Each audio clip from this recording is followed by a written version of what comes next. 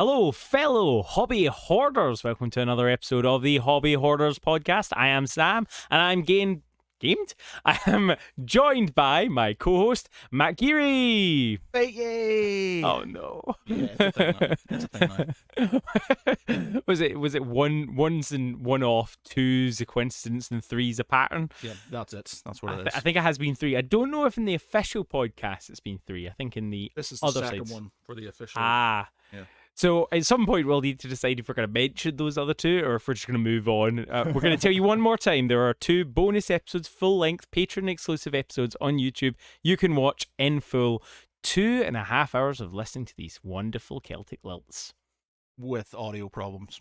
With audio problems, although to be honest, the first one was absolutely fine. There was a tiny little bit of echo, which frankly you couldn't hear that bad. Oh, okay. We then overcompensated by buying fancy new microphones and made it worse by not talking into said microphones. Professionals. Professional. So, the Hobby Hoarders podcast, it is a podcast about all things tabletop, board games, miniature painting, gaming, just generally complaining about, the two major things that are problems right now. One, that nothing ever changes, and two, that everything is changing. At some point, we'll need to have a slogan. Have you got any slogans off the top of your head? No. Hobby Hoarders podcast. For all your crack addictions. No. We did that last time. We can't talk about that again. We don't want to be taken off the air. I'm talking about. Oh no! Now we're on pod things like Podbean, Google Podcasts, and Apple Podcasts. We really have to watch out what we say now. Oh my goodness! Yeah, you can't see the C-bomb. That'll get you taken off. Definitely gets you taken off YouTube. Which one? About the drugs or about the C-bomb? If you drop the C-bomb. Ah. Okay, like that. So nobody talk about H2O. If it's a big bit of H2O, you got to be careful. Anyway, from time to time, we do talk about hobby stuff. And basically, first thing is when we just chat about what's generally happened in the last 2 weeks. I mean, 1 week ago, behind the scenes, we filmed an extra episode because both of us are being little cheeky gits and wandering away, aren't we? What are you doing to avoid your hobby podcast obligations next week? I am at my friend's stag do. Nice. We are going, but it's not gonna be like Vegas or Manchester. We're going to Chester. Apparently, we're off to Chester and then Northwich, the party capitals of the Northwest, ladies and gents. And what will you be doing for that stag do? We're going for barbecue, no strippers, and alcohol. That's sort of the thing. Hang on a minute. None of that's hobby related. Are you telling me this bachelor do has nothing to do with gaming, or will you at least be going to a casino? My brother is over on the Friday. And he's leaving on the Monday. So the Friday night, I may be able to persuade him to play a game of something. Saturday, We're going to be drinking all day. Sunday, we're going to be hungover, so maybe on the Sunday night, I might be able to get him in to do something. And then he's leaving Monday night, so Monday morning. So is this a mutual friend? Yeah, my mate Russell, who we've known nice. since, I was 4 years old and stuff, so we've known each other for And a let me long get this time. straight. Not only will there be no board gaming at the stag do, but there'll be no strippers at the stag do. You have failed. Are you the best man? I am the best man. You have failed. No, I'm joking. If you want to talk about a real failure, Ross McDonald, I'm calling him out. He was my best man, and what he was his chickened. failure? Well, he chickened out of the best man speech, and then he didn't arrange a stag do. What? That's And the two things that you're meant to do. You know what else I did, Sam? You know what else I did? Because we're sorting out suits and things, and trying to get guys to do suits isn't it's a nightmare. It's like herding cats. And I was trying to get a suit sorted. And my mate's missus is really particular about the sort of suit. Obviously, it's her wedding. She needs certain things at a certain time. So he's like, sends me a picture, and he's like, "Here you go. Here's a suit." And I'm like, right, okay, so I need to try and locate it. Work on find one. He says, yeah, can you have a look around some of the suit shops in Manchester? I was like, suit shops in Manchester. Are you looking for minestrone or oxtail? I literally went around every single suit shop in Manchester. I not one left. I went to every single one. Couldn't find one which was the same. We got to the point where it was like, we'll have it tailored. And I was like, he's like, you know what? We were going to go to Italy for it. We were going to go to Italy for Yep. it. So we're saving a bit of money. Maybe we'll get it tailored, get a proper suit. Yep. So it was £1,200 for a tailored suit, but they needed the measurements the next day. Oof. And it would literally just come in just before the wedding Oof. and stuff. So we're like, yeah. So he's ordered one offline, and we're hoping it's not going to be shit. And you didn't need to get matching ones for. Oh, I'm Ollie? going to try and get the same as him, and then the other two fellas who are the ushers are going to get Slater's suits. So. Well, we had it easy on mine because, of course, all the Scots just wear their kilts, and on her side they all went. We were doing a themed wedding. I'm trying to remember what it is. Jane Austen themed wedding. So it was all grey top hats and grey coats and tails, which makes the photos really funny. Oh, nice. Okay. But for my my stag do that I arranged myself literally the night before, we just played board games. we had rented out the floor in a pub and just had put a bunch of money behind the till. What did he do for the best man thing? Nothing. Oh, what's his name again? Name him and shame Ross. him. Ross. But he was my best friend, and was my it was over. It's over. You're right, no, Ross. No, right. no. He was my best friend for a long time, or is my best friend for a long time. But then my dad was like, "Oh no, I'll do it for you. I was like, okay, great." So the man was drama queen my entire wedding, wanted to be the center of attention. Then the one time I needed him to step up, he didn't want to give a speech anymore. By the time we got him to speeches, I was like, oh, come on.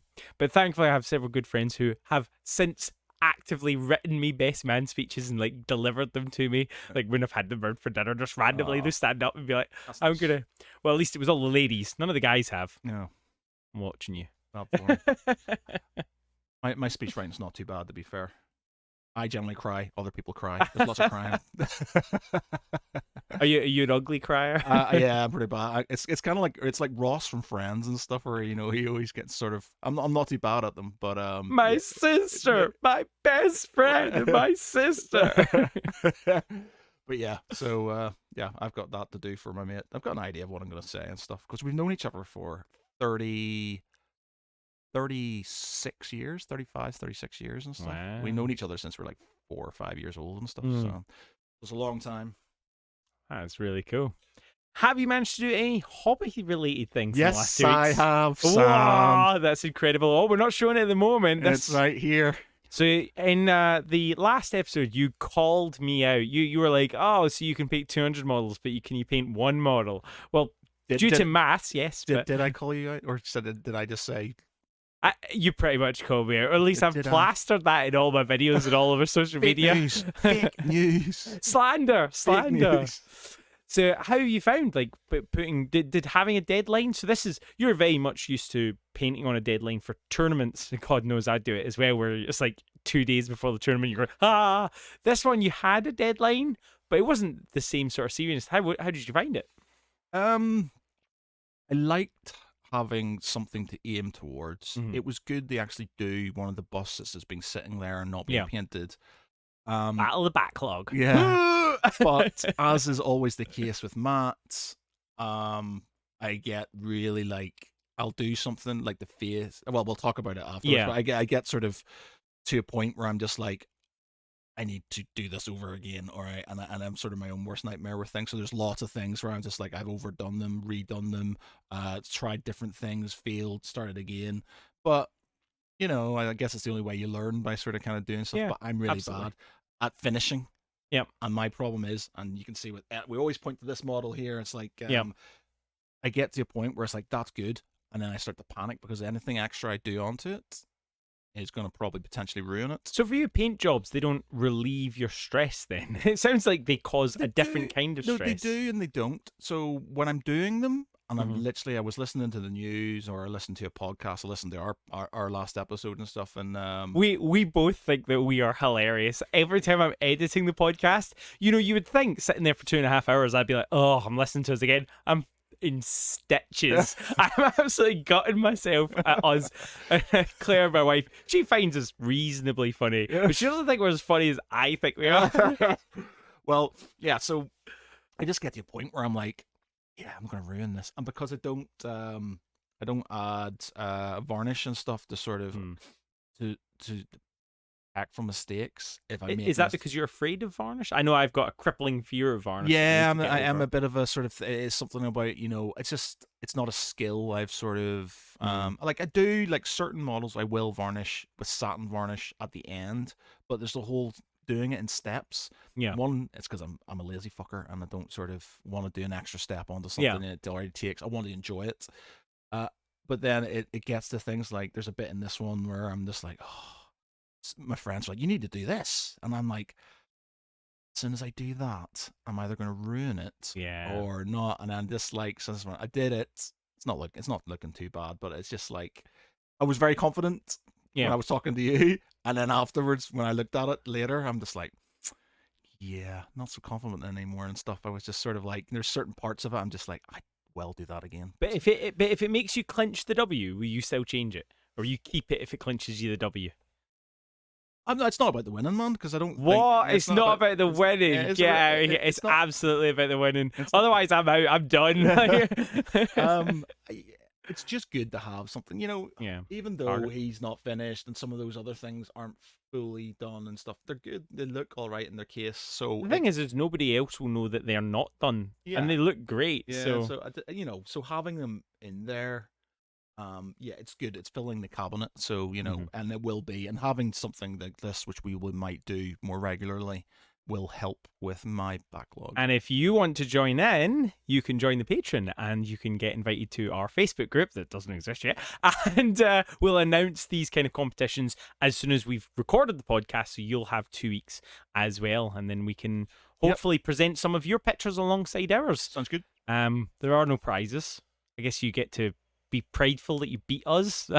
Which is likely, to be honest. Well, I guess you'll find out which one is worth beating later. Stop looking at mine. Stop looking at not that mine has changed at all since. It was really funny because I thought you'd put like a fingerprint. I thought you'd been touching up your cleavage on your thing, but it's the way it was sculpted. So I don't know. Have you ever seen a model where you're like, that is a good model? Yeah, there's loads of I've got a fair few. I do like the aesthetic of some of the models I've got and stuff. I like the curvy ladies.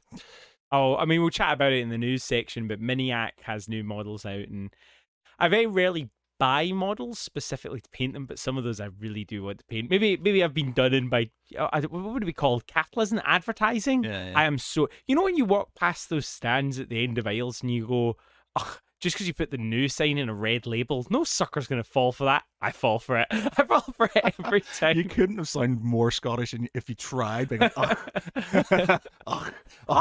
yeah, you'll never give up a bargain. Is it new? If I can save some scran on my pie, then I'll go down.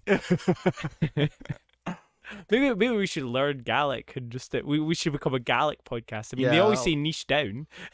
I learned like I didn't learn any Irish and stuff like that. Being a Protestant, you know, it was sacrilege to try and learn sort of other Gaelic languages and stuff. But they had sort of like Irish language sort of radio and Irish language TV and stuff when I was back home. Yep. And you listen to it, and I could tell, you know, it's probably a beautiful language when it's spoken by somebody maybe down south and stuff like that. But when you got like a northerner going, Amy, ama, me, and then you're just like, what the hell is going on? It's like he's making it up, you know? And it's was the exact same on STV. Like you turn it on, especially in the mornings, and you'd be like watching it, and you'd be like, I don't have a clue what's going on. I'm not learning anything. I think Dora Explorer taught me more about languages than any of those cartoons I watched as a kid. Uno means one. If I just there's a TikTok of some girl doing Dora the Explorer, and what does Dora say? She says, it's going to annoy me now. But so basically, she says it in that annoying Dora the Explorer voice, and then somebody just fires a book at her head. Do you know what I really want to do? I want to do an A to, because I mean we've got a month till the baby arrives. So an A to Z of Warhammer. A is for Admech. Oh, good. Oh, I ran out. I failed at the first hurdle. B is for Biovore. I was singing a little song about Biovores earlier. Or Blood Angels. Yeah, C Imperial is for, scum. C is for Catachan. Yeah, that's good. C. D. Well, we're not actually. Are we going to do it? Let's do it now. No, Let's no. do it. D. This is the prelude. This is the bit before the episode. That's a main topic right there. Okay. That's how you can sell, how you can get the kids into Warhammer, crippling debt. Do you know what, kids? Don't choose education. Don't choose university. Choose Warhammer. I'd make Biovore catching Devourers. Devourers. Oh, no. I mean, we should have had Death Guard. I Yeah, mean, Death Guard, that would work. Is it? Wait, no. Death Guard's the bloaty boys. Who's the guys that are obsessed with shovels? The internet loves Oh, them. Deathcore Krieg. Deathcore Krieg. Yeah, I love those ones. I think the classic though of sort of running to combat is, and it's one of my favorite memes, is the guy sticking out the top of the tank and he's got a sword and he's like, drive them closer. I want to hit them with my sword. Beautiful.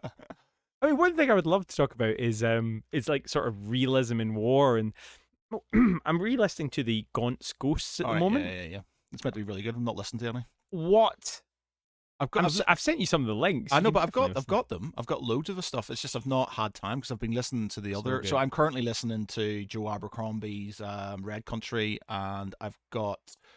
Well, I'm up to date with the Horus Heresy Siege of Terra stuff. But there's a new one coming You're out. up to date on the Horus Heresy. Yeah. Is it not like book 50 or something? Yeah, I've listened to all of them. That is incredible. Wow. I mean, when you think about even if you just got them on buy one get one free sales, that means you spent like several £100 at this point. Because I got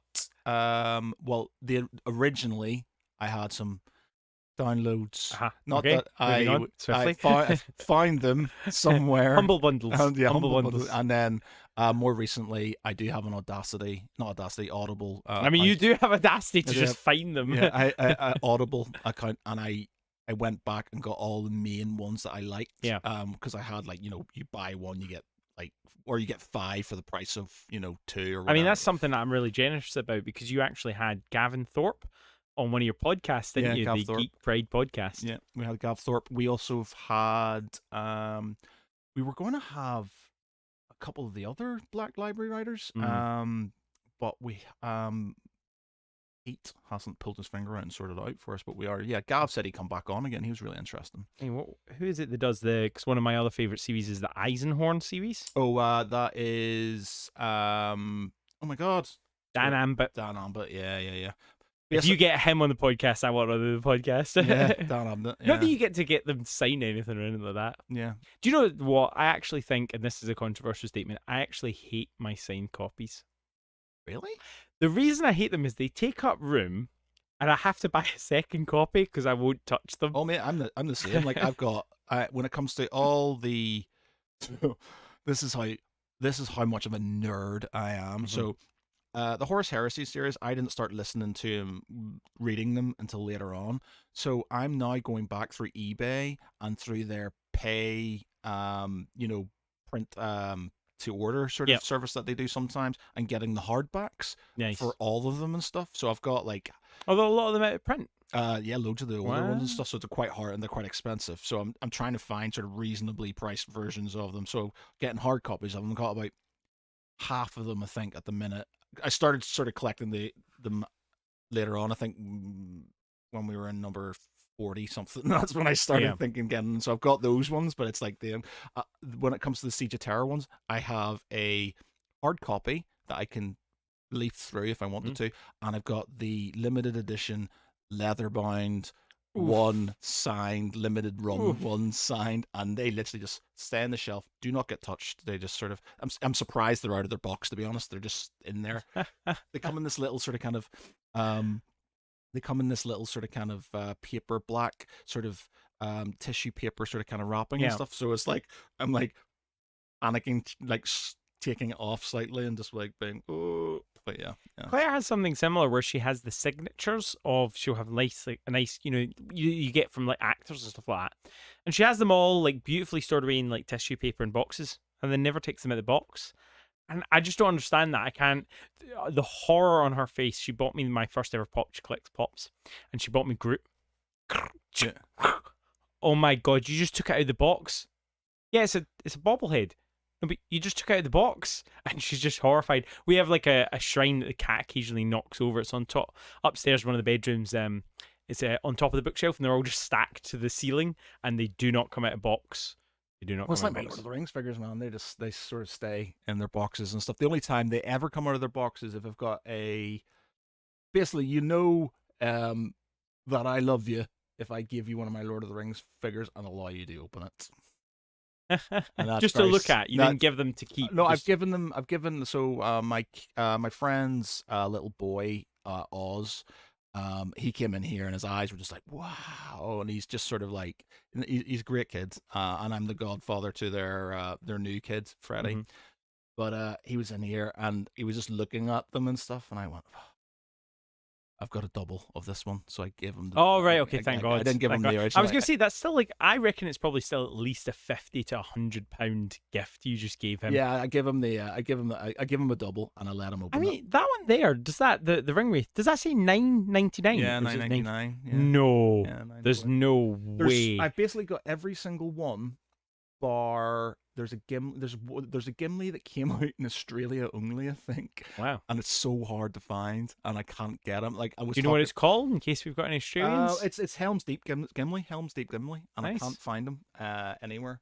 Don't tell the elf. And it's just sort of. He's just like super expensive to get, and I'm pretty. Do you have another Gimli though? I think you've got a Gimli in the 3 Hunters pack. I do, but it's just sort of like you got to get the special deluxe packs, and you got to get the other ones. There's another deluxe pack which I thought I had, which I don't, and I need to get that because I saw it online. I need to get that. So every now and again, I sort of pick up on. In fact, you've got at least 3 Gimlis that I can see. Yeah, I don't have the one that I need though. I would need to get them myself and play with them. They look amazing. Yeah, so it's just like sit in your hands. Oh, in fact, you must have at least 4. Oh my goodness, you've got so many Gimlis. Who is your favorite character? Hermir. Oh yeah. Already knew this. Obviously. Yeah, obviously. That's something. If any of you watching have it and you want to part with it for reasonable money, Boromir death scene from the Lord of the Rings. Oh yeah, I would love to. Do you know what? I have been, and I don't mind telling you. So how long have we been doing this now? Like, including like the failed episodes. We've now been doing this 2 months. Yeah, 2 months at least. I have been trying since you told me about Boromir to get him on eBay, and every time I get sniped. Every single time. I would literally kill for that. I've been wanting that since sort of day one. It's such a, and it's, their older sort of kind of sculpts aren't great, but I just like, it's just a good model and stuff, and I would love it. And maybe we should just convert one, get one of the newer ones. Yeah, well, that's it. I'm kind of hoping they redo it, because they're redoing some of the models and stuff at the minute. So I'm kind of hoping they redo it. And redoing is in they're redoing the models? Yeah, because they're bringing out, they're re-releasing like, sort of plastics and stuff. So I think they're sort of bringing, like they brought out new versions of the older sort of kind of boxes and stuff. Yeah. So I'm kind of hoping they go back that way, because I would love that sort of diorama and stuff. I'll be crying at every moment while I'm painting it and stuff. But, I do like Lars. He was one of my first Lord of the Rings models, the metal ones. Okay, yeah. But we should probably get on to today's topic. Otherwise, this will become the main topic. Yes. So let's move on to that. So the main topic we've kind of hinted at a little bit in previous episodes, and in this episode, just even at the beginning when we were chatting about it, it's the mental health of the hobby. The things that you can get you down, things that you can get you up, and what you can do about it to sort of make yourself feel better. So let's start off about talking about your perfectionism. I think we could talk about our miniatures, and we'll talk about that in the next section. But yeah, because I think you definitely suffer from it more. I definitely used to suffer from perfectionism, but I found that I never got anything done. So as soon as I had a YouTube channel, I needed to get stuff done, and so that perfectionism sort of melted away. But how do you feel about it, perfectionism? Yeah, it's definitely an issue for me. I think we sort of kind of touched upon it last time, where we said sort of, or in the bonus episode, that my family's quite artistic. So my father was an architect. My sister is an artist. Me and my brother are not super artsy and stuff like that. But obviously model painting and making has always been a thing. And I appreciate art. I appreciate beautiful things and stuff. I can really sort of like love art. I just sort of, I really and I see things, and I see stuff that people have done, and I'm like, I could do that Mm. if I just sort of tried harder and stuff. I get to a point where I can't do it, and then I get Do you sort of feel that about all things in life, though? Like, do you want your games, your gaming of Warhammer to be perfect? Do you like your video games to be perfect? Like, I don't play um games of Call of Duty and stuff like that. One, because I just don't have the time, and two, because I'm just bad at them, and um nobody likes to feel bad I at what they don't. I'm do. not a completionist when it comes to computer games. I just do the story and then that's it. Literally, What? I go through the storyline and then sort of that's about it. I mean, Skyrim must have been not worth it at all for you. I didn't sort of like Sky. I've never anything that big. I've never completed. I've never Mm. completed a Grand Theft Auto game. I've never completed a Elder Scrolls Mini. or it again. You've never completed the mini. I've never completed a mini. Um, I think we're beginning to see a pattern yeah, I don't here. sort of like I don't know. This guy's sort of pretty much done. He's But just you sort of always add that caveat. And yeah. what is it? Who is it that's stopping you from saying it? Is it your opinion that you feel like other people? Do you use it as almost protection? Do you think? I think it's a bit of everything. It's just sort of like I know, like I don't like being as much as I'm I'm outwardly confident in certain things, and I might be slightly like I'm the best thing ever. I'm not. I'm this sort of kind of quite inwardly sort of doubtful person and stuff, and I don't like bragging about things that I create and stuff. I like everything I do and everything I make, be it the poetry I write, the music I write, the stuff I paint, anything I create myself. Mm-hmm. I can't accept it's good. Or Yeah. no, I lie. I can accept I've got a standard. Like I'm good at guitar. I'm good at painting. I'm good at writing poetry. I'm good at writing for my website. I'm good at doing certain things. I'm just not great at it and Mm-hmm. stuff. And because of that, I feel like I'm always trying to sort of be slightly better, but failing.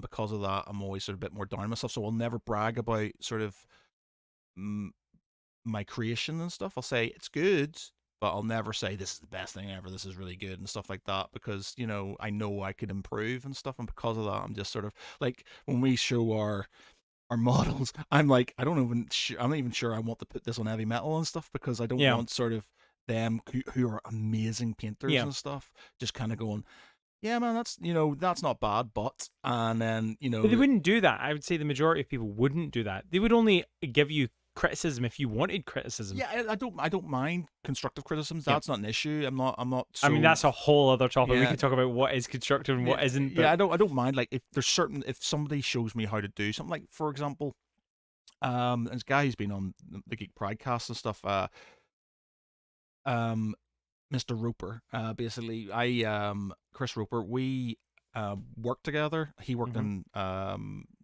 think he worked in like Arch and stuff when I was at Aviva, and he and I worked in Manchester. But I wrote an article. Yeah. It was like one of the first articles I did for Geek Pride, and I'm dyslexic as fuck, like I'm proper Yeah. dyslexic. So I struggle. I don't. My comprehension isn't too bad, but I'm just sort of like, I've always struggled with writing as much as I've liked it. And I wrote this article, a history one, and people just ripped it to shreds. Rightfully so, because it was littered with all kinds of grammatical and spelling error and all kinds of crap stuff like that. And Did you ever consider working for the Sun? yeah, Sun well, is a newspaper in the UK, yeah, which can be occasionally derided. yeah. And he was the only person who sort of he took it aside and he spent a lot of time and he annotated things and he showed me where I was wrong. Mm-hmm. And I learn by repetition and by showing and stuff. Mm-hmm. I find it hard to learn by reading books. I learn by being shown it and stuff. And he basically showed me where my errors were and what I needed to do. And in his defense, he did get me onto a book, which helped. But it was the fact that he sort of did it in a constructive way Yeah. and made me, because I had another guy who used to do stuff for Geek Pride, and he, if I put a comma in the wrong place or I did something, he'd make passive aggressive remarks about it, and that really annoys me and stuff. I don't mind sort of constructive criticism, but I don't like passive aggressive sort of like snipes and stuff. It's just like, just tell me where I'm wrong and I'll fix it. I don't have a problem being told I'm wrong. Just sort of, how do I fix it? Grammar just in general is hard, let Yeah. alone adding dyslexia. Because I have the exact same thing. Yeah. I've got a boss who he doesn't even bother like correcting me. He just fixes it and just moves on because Yeah. he knows that I try. Yeah. But you just can't. You can read the same thing over and over again. And Yeah. do you find that that's the same as your painting? Yeah. Well, Do you think that you can't physically see what needs to be improved? Yeah, I think that's partially it. With the writing and stuff, I've improved. With my painting, I've definitely improved. Like if I look at some of the stuff I had back in the day, I'm just like, oh, that's really bad compared to what I do now, which is a lot better because I've learned things over time when people have taught me how to do it. Like there's certain things I've learned and I remember. So like I'm not bad with my reds and stuff like that because I learned that if you put a bit of orange in it and you sort of graduate, and then how I can do gradients. So like doing cloaks and things like that where there's gentle gradients. I'm quite good at that and stuff because I've been shown how to do it and I know how to do it. There's And certain things because you've got a rote now of that. Can you look at a cloak and say that's done?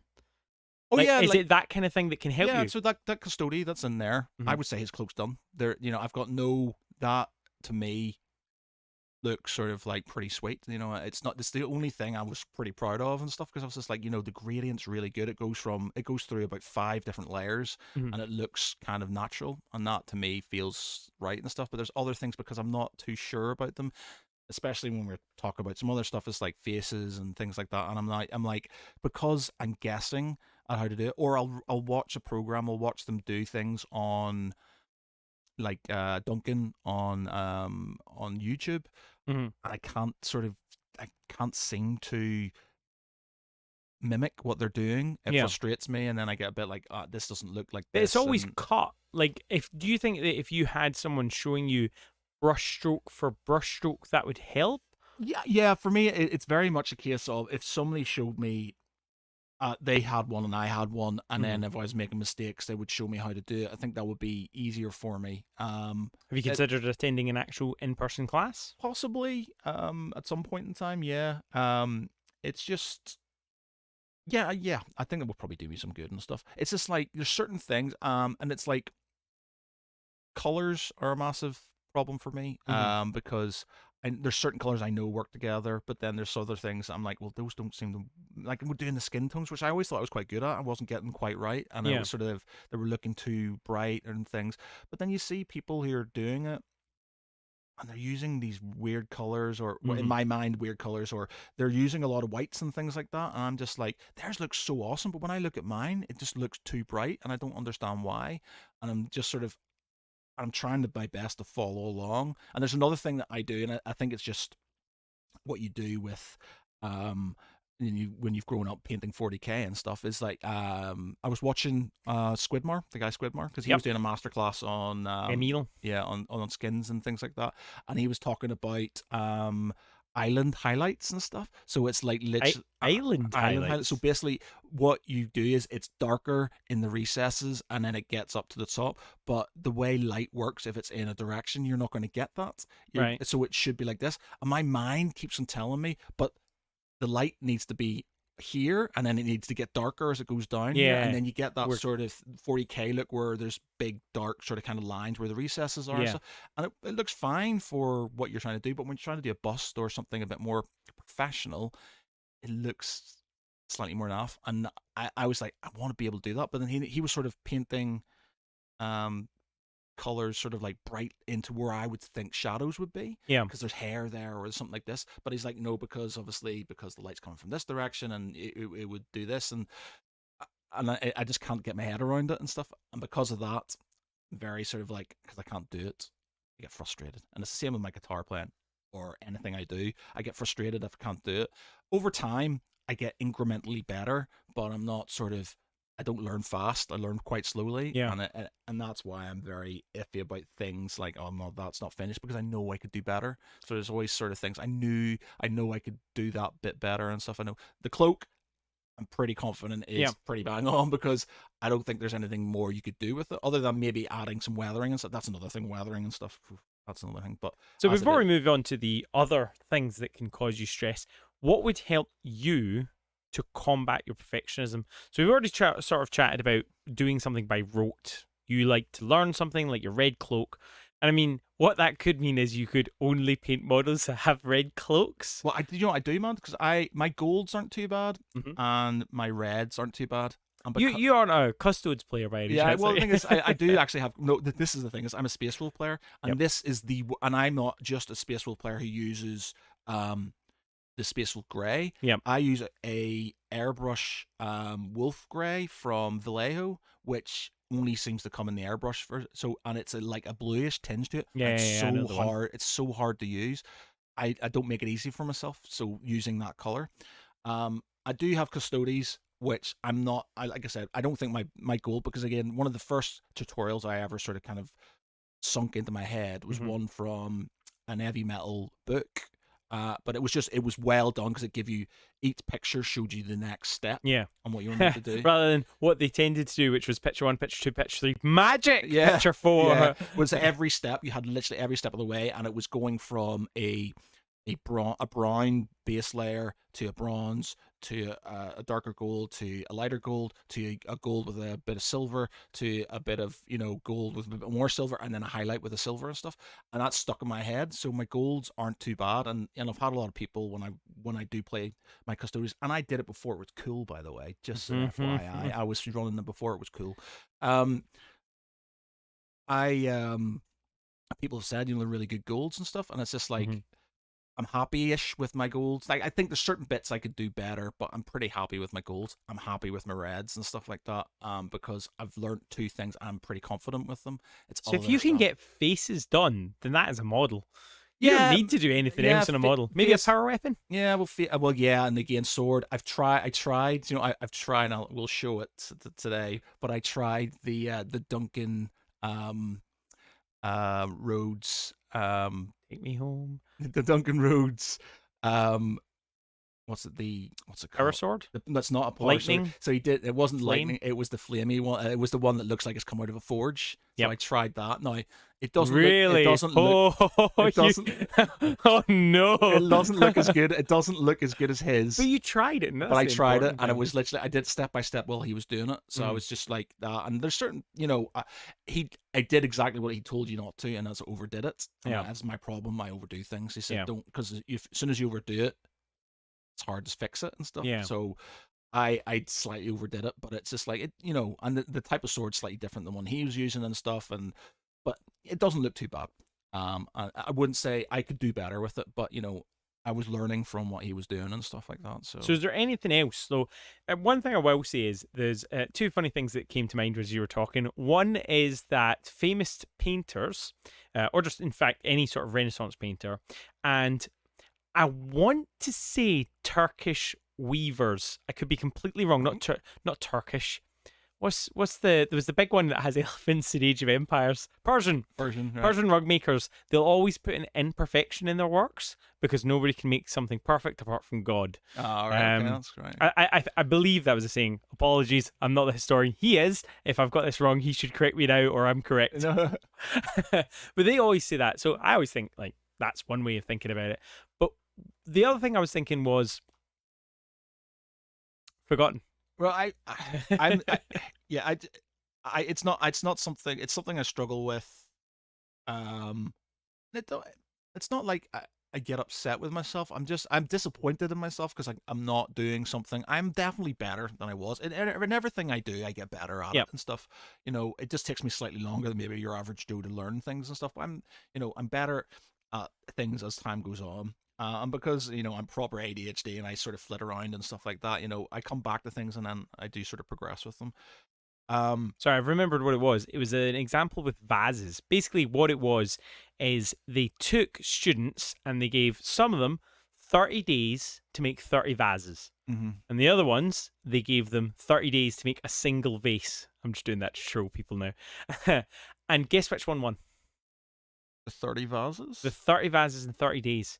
So that miniature might not be your favourite, but what about the next bust? And then the next bust, and then the next bust. It's better to have quantity than it is to have quality, unless you're like a golden demon winner. I know, but it's sort of like, and you know what it is, man, and it sounds really stupid, but it's sort of it's sort of to do with, because my father was a model maker and a painter, and he was very good. It's also worth noting that he was an architect. If he makes a mistake, people die. Yeah. You making a mistake on a miniature I doesn't know, matter. and it's just sort of like I never got the one thing I did him, and one thing I would even I kind of look at it when I go home to my my mum's house and stuff.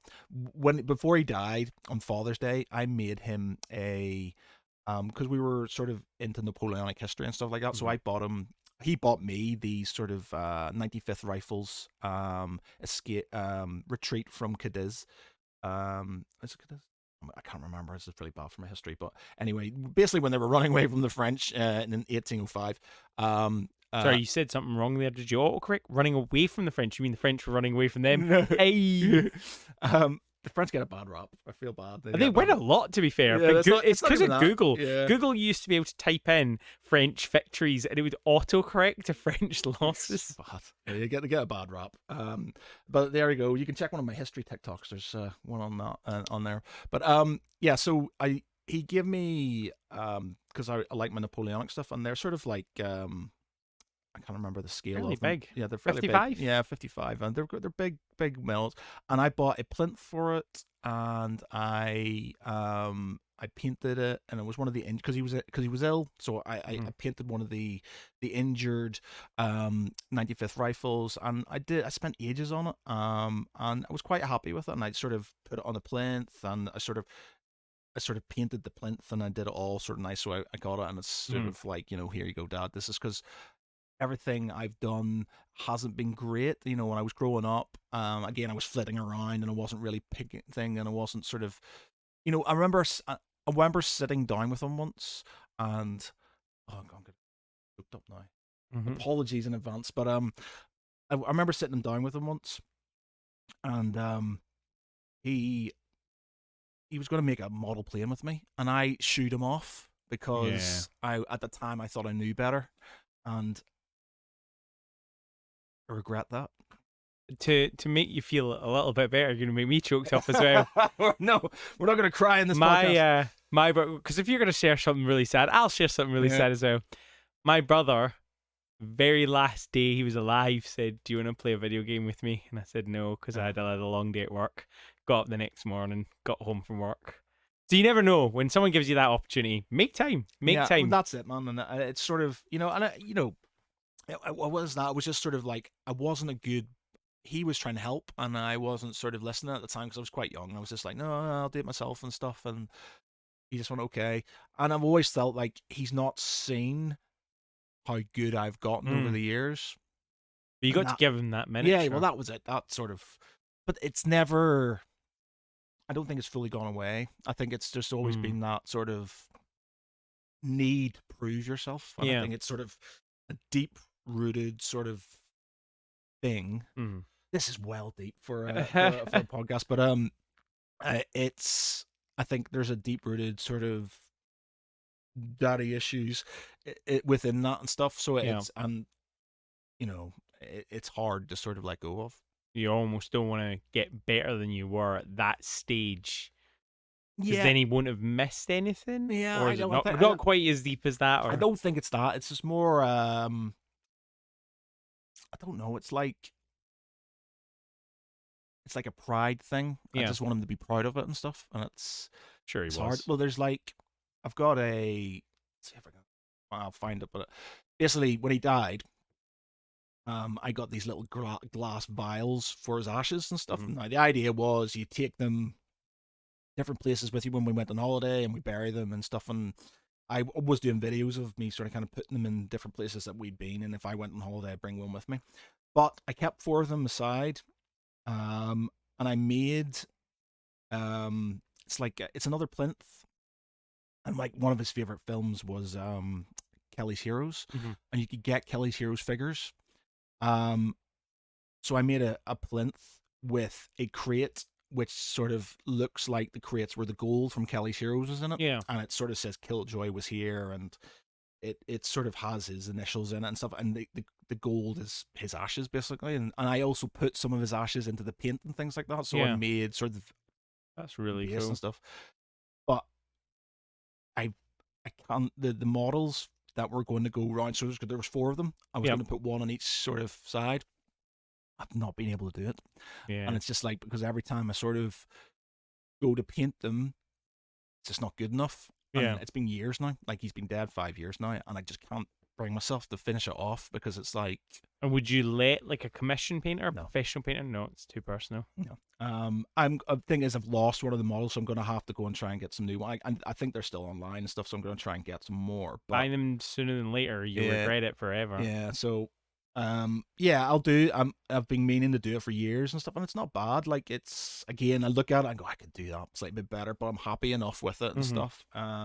Like, there's lots of firsts I did on it, but yeah. So it's like a pride thing. It's just like, if I did this, because like when we were painting, we were kids, it was shit. It was Yeah. just sort of really bad, and I just sort of, it's like, I would like him to see me progress, Mm. and if I'm not progressing, then it's just one of those But you things. can show everyone else in your life that you've progressed, and they'll know. I know, Your mum will know. Your it's not- brother will know. Your it's not- sister will know. I know, but people who love you sort of are a bit sort of, yeah, that's really good. Like, Yeah, but they genuinely think it is good because they don't do the painting hobby, yet they can still appreciate it. The people that are most likely to look at something are the experts. They go, well, I know that could be painted better. Like, I love all your painting. Like, I'm astonished. I genuinely don't think I've put in enough to win this. And I think you're an incredible painter. So it makes me very sad that you don't ever feel confident enough to say this miniature's done. It's such a relief when you just say that. I mean, I think a lot of people that watch my videos have got hang up like that because they look at me where I've painted 200 models with spray cans and they go, that's shit. Well, it's done, innit? Yeah, no, Like, but the show thing me is- your 200 The thing miniatures. is, man, it's like, I can see other people's stuff, Mm. and I can go, that's awesome. Like, the guy, and even if they haven't put, like, there's not loads and loads of details, still looks good. Like, when I play games against, like, there was the Blood Angels player I was playing against, he had an awesome looking army, Mm. and it was literally just main color, a wash, and some edge highlights, and look, quality, it looked so nice. And I was Mm. just like, but I couldn't do that. I could see myself, as much as I would look at that and I would go, yeah, I can do that. But I would look at it and go, that gradient's not right, that highlight's not right, there's not enough layers to that, there's not, like, and I'm literally picking holes in everything, and then I just get to a point where I'm just like that. One way I got over it was by thinking of it as I can always come back to them. When I have finished every other miniature in my collection, I can come back and I can raise these models to the next level. See, but this is another thing for me. I Mm. say that to myself, I'll go back to it, but then I'll go, but I've progressed past that point, so I've gone back to models that I said, you know what, I'm going to go back to this. Yep. And like, I had a diorama, it's somewhere around, but I had a diorama that I made in university, which I was quite proud of a Balrog and Gandalf and Khazad-dûm. Nice. And I made the base out of an old photo frame. I used some polystyrene for the bridge of Khazad-dûm. I had it and I had the Balrog on it, and I had Gandalf, and it sat there on my shelf for ages. And I was pretty proud of it.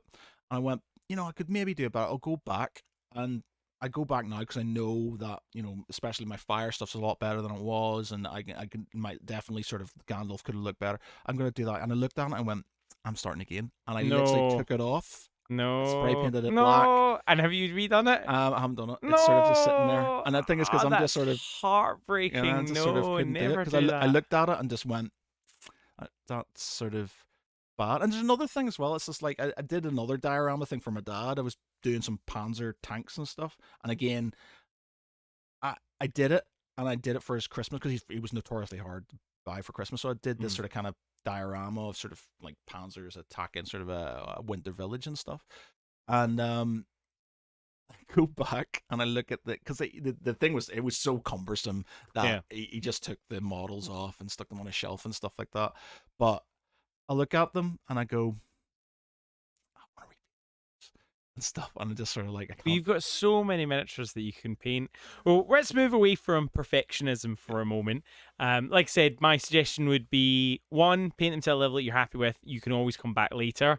And you don't have to repaint them. You can improve them. In fact, a video I really want to do is like buy or get someone else's miniatures, and you're not allowed to repaint them. You're only allowed to add to them to just see if you can do that. Like, I'll finish some of my models and I'll be like, that's good enough. I think it can be better, but I'm not really sure where to progress. It'd be really cool to give that to someone else and let them progress it and do the same thing to their miniatures. Yeah, I don't do that to me, Okay, Sam. that's fine. That's fine. That's fine. I give can me one of see in your. his eyes. Don't give it to me. No, it's not me about me giving you one of yours, mine. It's about you giving me one of yours, because I would sit there and I would just go, "That's not the way I would do it," and then I would just I would obsess over No, it. but and that would force you. It would force you to do something out your comfort zone. That's why I like the idea of it. Oh well, shucks. I tried, folks. And then the other way of doing it is, I mean, you could just sell your entire collection so you only have one miniature. Well, do you know what, man? I'm starting to sell stuff because that's another part of the hobby which is actually stressful. People talk Backlogs. about backlogs, and it's definitely a first world problem. It's one of those things where you're like, you know, oh, I'm buying toys, I can afford these things. There's a war in Ukraine and things, and we're talking about buying things and stuff. But it's like I've got this sort of backlog, and it's like I spent money on this. I'm not doing anything with it. It's literally putting me to shame that I've just wasted money on something I'm not doing anything with, and it stresses me out. It really stresses me out and stuff. And it's just like to the point where I am now trying to sell things because I'm like, am I actually physically ever going to get round to doing that and stuff? And I'm like, right, no. So I guess rid. so. The first thing about hoarding, and you could, I don't know if we're hoarders in the sense of we no longer have room to put stuff, although sometimes it does feel like that when I'm like, oh, I really need to organize my loft. You need a loft to hold all your stuff. That's probably a bit much. But I guess the first thing you have to decide is why. Why do we get ourselves into these positions?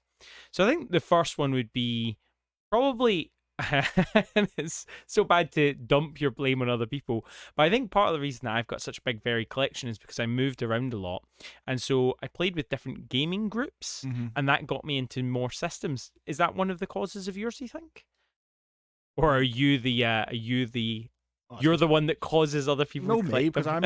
I'm always the one who gets into something and then just goes balls deep on it and stuff. So like 40k I've always been into and stuff, because that was the first sort of basically sci-fi type model thing that I was ever given. So 40k is just being there for most of my life. But then there's loads of stuff, the Song of Ice and Fire thing was just something I went, that looks really cool. Yeah, I want that. And I just bought loads of it, and then people have gotten into it because I sort of into it. Dust Tactics, which was an amazing game, which I'm not played in ages. We need to play a game of that at some point, actually. But absolutely. Weird World War II, some awesome models, and into like a few things from that and stuff. But again, like awesome models, and I just went balls deep on that. It was like Song of Ice and Fire. It's like everything's just behind us. Dust tax, still in shrink. Yeah, still in shrink. Lose it. I can never decide if that's a good thing or not. Yeah. So that's the first reason. It doesn't sound like you necessarily have that particular problem of other people get you into it. No. Like I said, advertising works really well on me. But I think the second category is maybe what gets you into it. FOMO. Fear of missing out. Yeah, that's and one of the biggest one is Kickstarters. Yeah. I, at one point, didn't have, in fact, no, it wasn't FOMO. We'll come back to mine in a second. eBay, we'll come back to that in a second. Remind me if I forget. But Kickstarter, I don't know if I got that bad. I definitely got hooked. I definitely got to the point where I was buying them. And when you start down the Kickstarter, if you didn't know what Kickstarter is or GameFound, basically people put up an idea and they're like, this is a cool idea for a board game or a miniatures game. And they go, we need your money to make it a reality. Now, sometimes those are scams. Be very careful. But often they're really good value. But I don't know about you, but my limit on what I would consider acceptable snuck up up and up. So, how many, I think we looked at it, how many Kickstarters you had? Was 63, I think I'm on. Incredible. Yeah, and it is, like, I've had to stop myself on that because it was literally, I was like, that looks cool as fuck, I want that and stuff. And but the thing is, there's games in there I'm selling, man, that come straight from Kickstarter, I'm never going to play, and I'm going to sell because I just got it because it looked cool, and it's like, maybe people might want to play that. And so, do you know what it is for me? Gaming is because I didn't have me and my brother play games all the time now. But Yeah. when we were growing up, he was a bit cooler than me, and so he was off doing things that cool kids did, not nerds. Yeah, because this 6'3" ripped, tattooed giant of a man wasn't the cool I one. definitely wasn't the If cool you one. came to my school, I was definitely not the cool one. But so because we didn't, and my friend who we used to play stuff, and he moved away, and so I didn't, and we lived in a village, and there wasn't really any of that to do. So Yeah.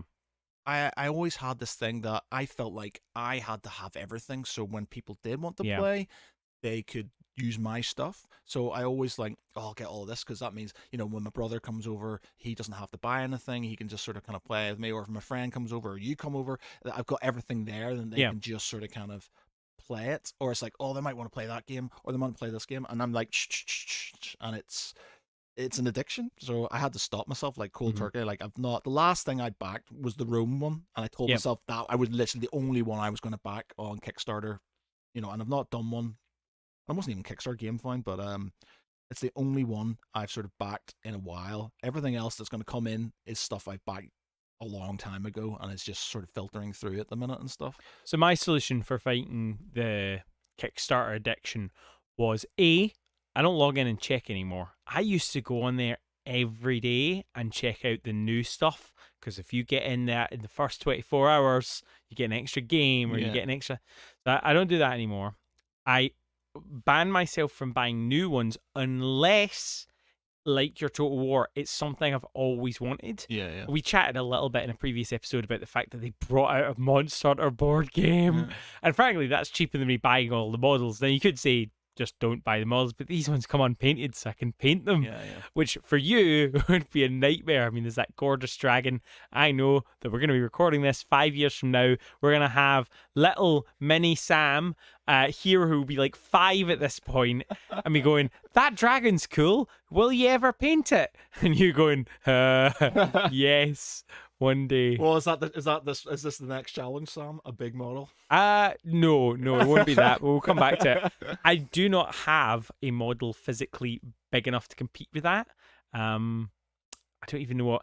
Oh, in fact, no, I do. I have Shirohige Whitebeard from One Piece. It's not a miniature, it's a statue, a proper ass statue, and I spray painted it black because I was like because you know how the paint job, when you get from something from, like, I think this was from, what's that, the website that you order from, and you always get hilariously different stuff from the photos. Wish. Okay. Yeah. Wish. It's one of the Wish statues, and it's easily this big. It's chunkier than that, but I think the square meterage, because you got a big coat, is going to be equal, if not slightly more. Okay. That would be an airbrush challenge. That yeah, would be. would. You would not paint that with an I airbrush. would. I would be airbrush. I think we'd have the airbrush. So yeah, that would be my rule. Is when it comes to Kickstarters, I would only buy it if I already had the first one in the series, or if it was something that I've always wanted, like your Rome Total War one. And I think it's helped. I feel better because I'm not wasting time looking at them. Like, there's, I've still got stuff filtering through, and even the stuff that's coming through. Like, I've got a dungeon crawler that's just going to come through, and I'm just like, I don't even know. And it's just like, I bought it. Like, I mean, they can be investments, Kickstarters. It just depends how good they were. Yeah, well, it's just sort of feeding off other people's FOMO. Yeah, well, that's it. So I'm not ordering anything. But the last ones I backed, 6 months ago, 7 months ago, were like hex-based, card-based one, old school board. So there's not going to be loads of miniatures to paint and things. It's literally a game that I know that me and my brother can break out at Christmas or something and play. And so there's not going to be loads of miniatures. I love miniatures, but it's just I got so many now that I'm just getting a bit sort of feeling a bit nauseous about having so many of them and stuff. So the third way I think that our backlogs get so bad, and judging from what you've said so far, I think you also suffer from this, and I think a lot of us suffer from this. I love my job. I've left so many jobs, and I finally found one that I like, which, a lot of people don't have that luckiness. But even though I like it, it doesn't make it easy. And I don't know about you, but you need something at the end of the month to show what you did, why you worked hard that entire month. And I just need, it's like a dopamine hit. I just need something. No, I agree with that. Yeah, it's definitely that. It's just sort of like, you're working your ass off, and then you're like, I just want to have that physical thing to show, you know what, I earned that. That's definitely something I earned and stuff. Yeah, so I For agree. me, it got really bad though. I would buy something every day on eBay. Every day. Oh man, like I've done the same. Where like if I've got it in my head that I want something, Mm-hmm. um, I'll literally go for everything, and I'll Yeah. search eBay, and I'll search stuff just so I can get a complete version of it. Like my friends are like, you can't just get the one thing. You have to get everything, and Yeah. it's just like I know it's just a compulsion. It's just like, well, yeah, but I've got that. But what happens if there's got that expansion? We could try that with that and that and I mean, that. that was going to be my point number 4, not the dopamine hit one. So before we move on to number 4, how would you solve the sort of the dopamine hit thing? How would you? For me, I had to uninstall eBay. I had to uninstall it, go cold turkey for an entire year. I set my PayPal up to block eBay because it was just so bad. Yeah, I think you just need to distract yourself. Mm. And I think painting, actually doing something else, can help with that. For me, it's like anything. You obsess over things.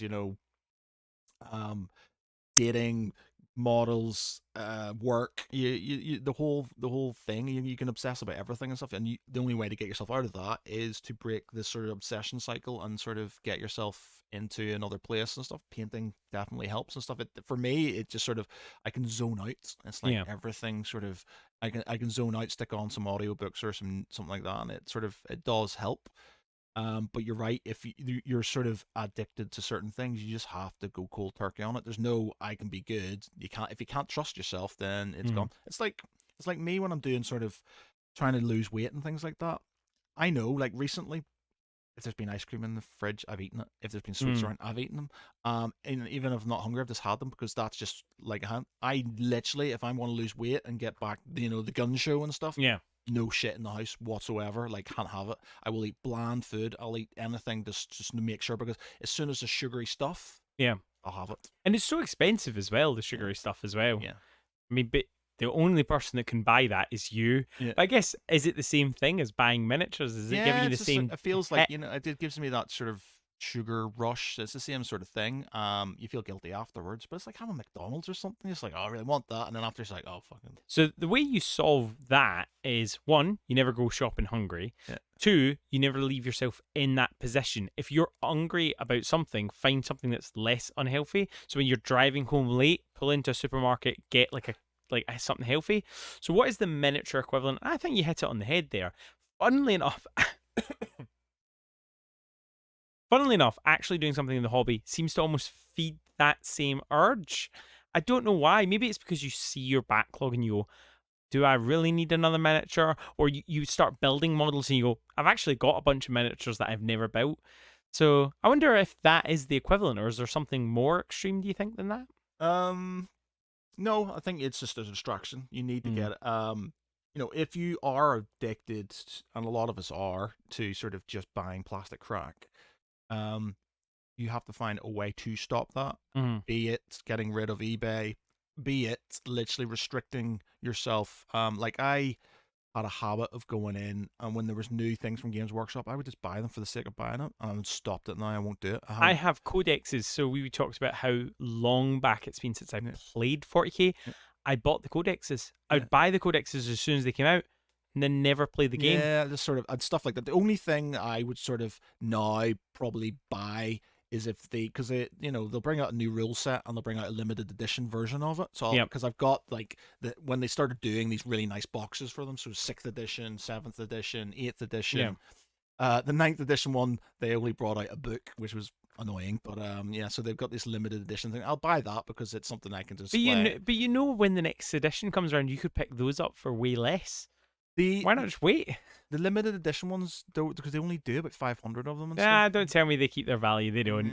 They're I not an investment don't unless know. it's signed by I don't someone. know. I don't know. So shall we have a quick look on eBay and see what they're sort of So you going? got to find one that is for a codex that now is updated. So like the Tau one. Oh no, I'm not saying codexes. I'm talking Oh, about with limited edition rules. So like the eighth edition. So back in sixth edition, yeah. I'd have to show it to you, but back in sixth edition, they brought out this massive box, Hmm. and I remember it was just fucking awesome. So they brought out this big box, limited edition rule book with a mug and a bag and some like cool templates and some all these other things like that. And you got a reliquary, but it was basically really nice version of the book in this sort of kind of fold out type sort of. It had this sort of these panels that opened up like this, and it was a beautiful looking version of the book and stuff. I'm not convinced that because as soon as it is something tangible that has rules in it, because those rules go out of date, you could maybe convince me if it was a lore book.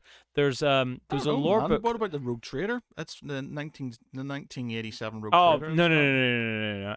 If it gets really old, then it definitely becomes valuable. So there you go. So it has to become older at some point in time, surely. Then maybe. And so I'm literally getting the limited edition. My argument is you're not going to keep it that long.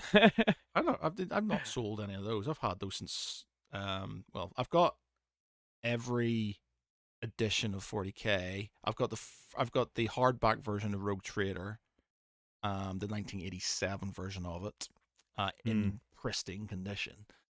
I don't know. I feel like that will be. I just don't see Warhammer. I would love to eat my words. I would absolutely love to eat my words, but we'll see. And don't you dare show buy it now on eBay. You go to that sold list, and everyone, all of you that sell miniatures, right? Don't look at the other people's buy it now. Go to sold, and that's how you work out how to price your stuff. Don't be using the other people's buy it nows. 6th edition. We'll say limited edition. So we'll say limited edition 6th. What version are we on now? 9th? We're on 9th. This is how out of touch I am with 4K. The only game in 40k I have played is our half-played game where Bellicor wrecked face. Yeah. So the never book, happen again. The book on its own Uh-huh. is going for, it's not going for loads, to be fair. It's going for about, the highest you've got is 100 quid. Sold. And the sold or buy it now? Don't be showing me the buy it now. I want to see sold. Why do I look for sold? So you click on the 3 little dots in the top right hand corner, and then you scroll down. You see the sold and finished. You want sold. Filters. Best offer, auction, buy it now. An option code, so maybe see something like more.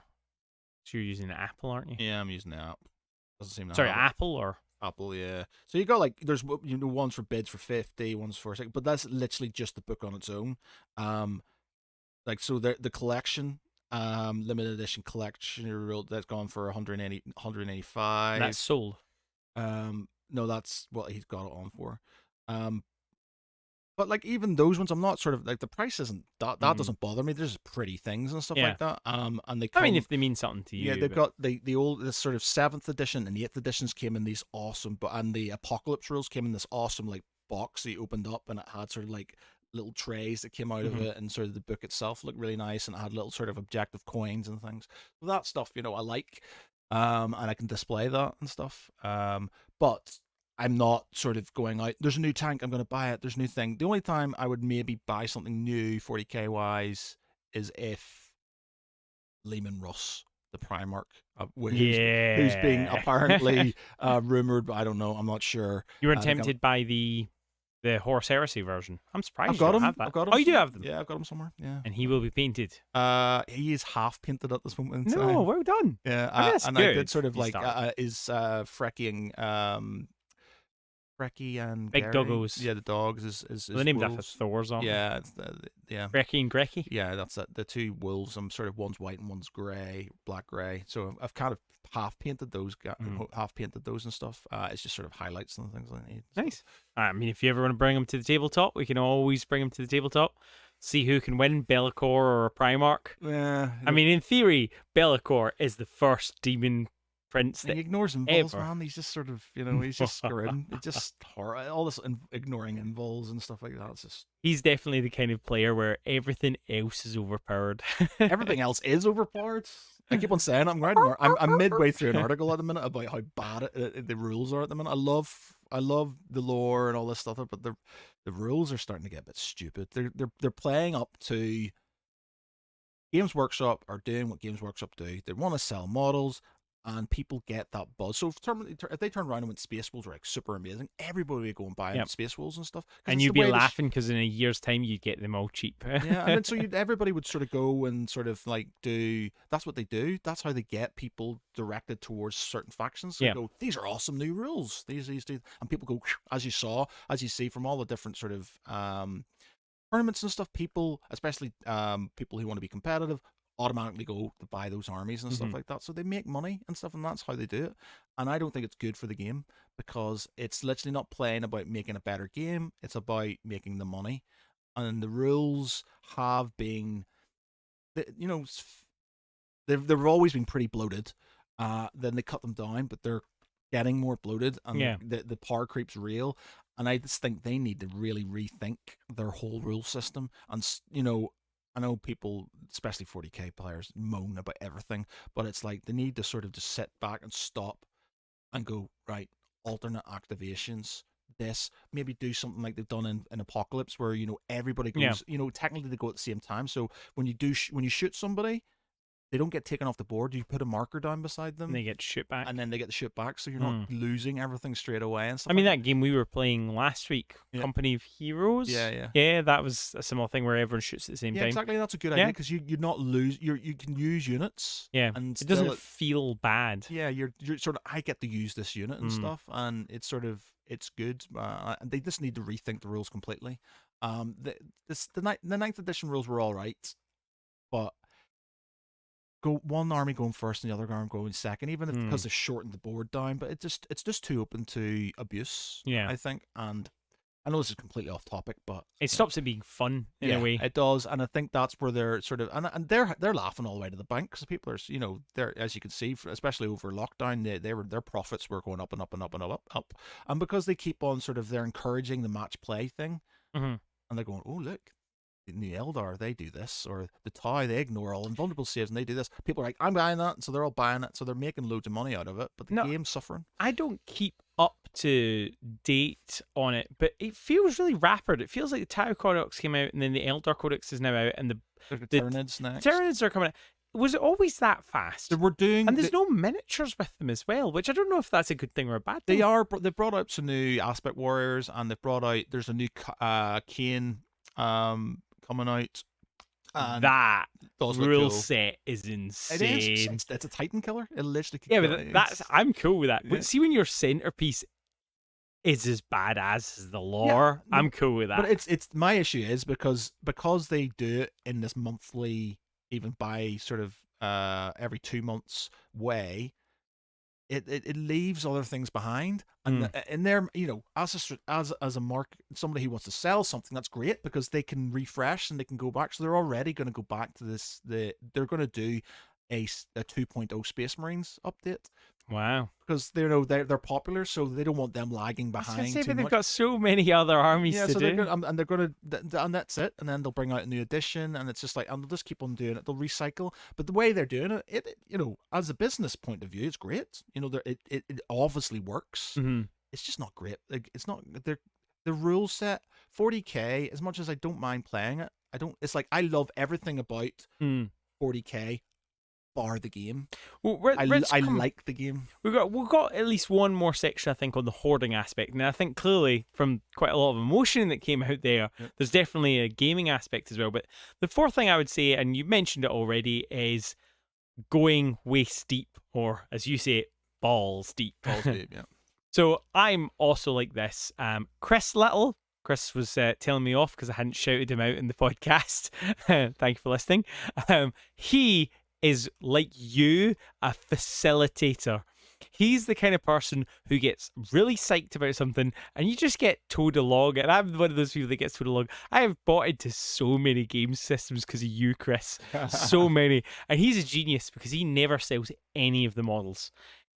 I've got rid of games and then been convinced to go back into those games and then regretted it because now I'm having to paint more miniatures, because the miniatures that sell the easiest are your painted miniatures. Never let someone devalue your miniatures. That's another thing you got to watch out for, especially when you're a noob, because people will be like, oh, well, I'm going to strip them. No, they're not. They're lying to you. They like your paint job and they're tricking you into selling less.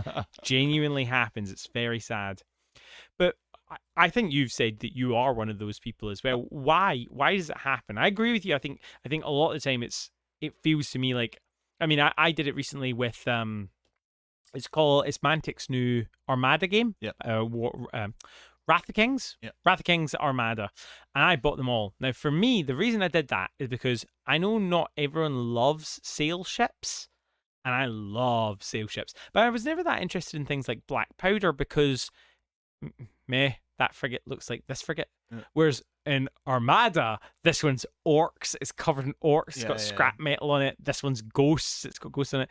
So for me, that's why I bought it. I love every single one of the ships, but it's got to stop, man, because they're releasing them and I can't keep up with them. That's the stress I get when you can't keep up with the sort of thing. And that's what it's the same with like collectible card games and stuff like that. I stupidly started collecting Age of Sigmar Champions when it came out, and thankfully they stopped after their third cycle because I was struggling to keep up. And it's got to the point now where I've got boxes and boxes of cards that I've still not sorted through to sort of try and get the full collection of them. And then once you've got the full collection, then there's getting all the foils and things like that. And it's just like, I was so glad that they stopped because it gave me time to sort of try and get the collection together. So, but why do you feel like you need to? What is it in you that causes it's it? compulsion. It's just addiction. It's I don't do drugs. I don't drink very often. I don't smoke. It's my addiction. That's my the thing I need to do. And sort of it is one of those things, and you really have to. It is an addiction. You have to really catch yourself on. And I feel like I'll buy stuff and feel proper guilty afterwards. Oh, absolutely. The only reason like I don't feel guilty about stuff like this is because I over Christmas and birthdays and stuff, I'm just like, I need an expansion. Yeah, just get me that expansion. Give me that expansion. And it means I'm not buying it. It gives me that sort of like, oh, well, I'm sort of got the thing. But why did you branch out on the Game of Thrones? Was it the same thing as me with the Armada? You love the Game of Thrones lore, and you felt that you would love all the models. Yeah, I love the. I just think Cool Mini Years Not, despite being useless at supporting games, their models are really nice, and the rule set's really good. It's a good rule set. It's just sort of, when I started playing it, I was like, this is such a good idea. And the card mechanic where you can just like fuck each other over. The fact that it's alternate activations and stuff, and it's like chess. So here's one. I loved it. I loved that whole sort of thing. So that all makes sense until you explain to me why you have more than 2 factions, because that feels like it's a good line. If your excuse is I need to have both factions so people can play, then what's your reason for having? Because I want 6 more factions? than just you playing or just more than my brother playing. I want to give people an option to say, I've got this. So, for example, the only time I've actually used more than sort of we've used 4 factions is when I persuaded some of the guys from my gaming group to play with me and stuff. They loved it. Like, they think it's a great game. But so, like, one played Night's Watch, I played Starks, my brother played Lannisters, my other mate played the Targaryens and stuff, and we had a 100-point aside 4-player game and stuff like that. Okay, now I'm going to tell you something that you probably already know, but maybe you don't want to know. And I'm talking to you as well. You might not want to hear this, but that can actually be a bad thing. I collect Dreadball because I love Dreadball. I've got all 30 teams, and I also kind of know it's dying. And when it dies, I genuinely want to have every model so that I can play every team, because I want to play every team. However, it had a rather interesting side effect. When I was trying to convince the local gaming group that I play with to play in the tournament, like in a league, I couldn't convince them to play. And the reason being is there was no faction that they could get that I didn't already have. Now, at first glance, you think to yourself, well, that's insane. You've saved them the money of getting it. But it's very different. Just like you didn't want them to paint your models. Now, I was always fine with it because I have a different philosophy. I have a philosophy of anything's better than not painted. So I was completely fine with it. I was like, look, take my miniatures, paint them up. If you decide to keep playing, great. If you decide you want to keep those models, that's fine. Just replace them and they're yours. Because I've done that before where I've borrowed someone's miniatures, painted them, and then gone, oh no, but I painted them now, I want to keep them. Yeah. And the other person's like, no, I want those back. And I'm like, oh, but I'll get you a different. Yeah, but you said you'd paint them for me. And I'm like, yeah, I did. So actually, I think it can be bad. I mean, for example, Dreadball, would you want to play knowing that I have every single team? Yeah. You haven't. But if we were doing a league, would it not put you off? No, why would it put me off? Well, maybe you won't be affected by that. But I would have thought because of you are a fellow hoarder. Yeah, but they're not mine, you see. So it's not like I haven't bought them, so it's not an issue and stuff. It's But just when I start playing a game system like this game system, you add Greyjoys. There's no need for me to buy Greyjoys. But if I'm going to play a game, I'm investing in that game. yeah. And so I chose the team that you didn't play deliberately so that you didn't play them. Yeah, but I don't play any of those. I play Starks and that's it. I don't play anything else. And that's I don't buy, and then I'm not the sort of guy who buys them and then learns all the different factions. I'm very much a person who sticks with a faction. So when I play Age of Empires, I'm invariably always the English, even though they're not great in long games.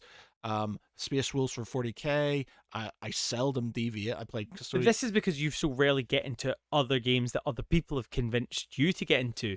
If I start convincing you to play Armada and you start really enjoying it, and let's say I don't have the elves and I don't have the salamanders, would you straight away look at the elves and salamanders, or would you? No, I just Okay. aesthetic. I would literally just be an aesthetic. Maybe thing, this whatever. is me because Yeah. I hate choosing. Like if we only have 4 players already, I am not going to choose one of the 4 factions that they already play. I don't want to step on their toes, so I'll always buy the 5th faction. No. And then you don't have any compulsions like that. No, just How many other game systems have you got into that other people dragged you into?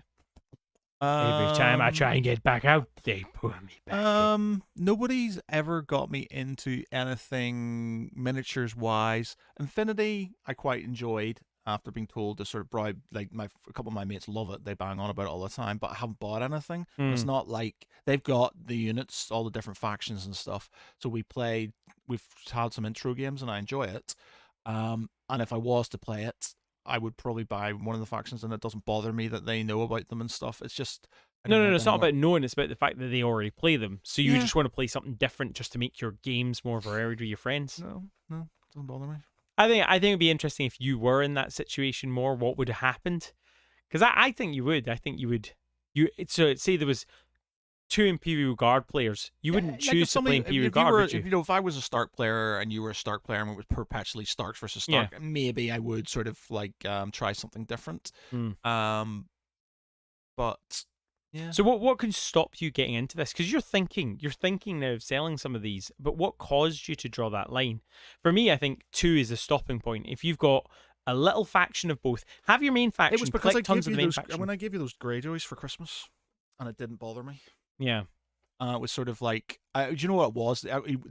There was a tipping point where I went, you know what, I can do this and not be bothered about. Have you ever seen that episode of Big Bang Theory where Sheldon brings Amy Farrah Fowler to his hoard? He's kept everything he's ever had, like all his computers, his toothbrush, his everything, like every sole memory he's had, he's kept in this lockup and stuff, and he brings her to it. And I haven't seen that. That's and cool. he's basically trying to, and it's quite a good app. I know some people don't like Big Bang Theory, but I do, and it's literally him trying to say, you know, he's ashamed of himself because of this and stuff.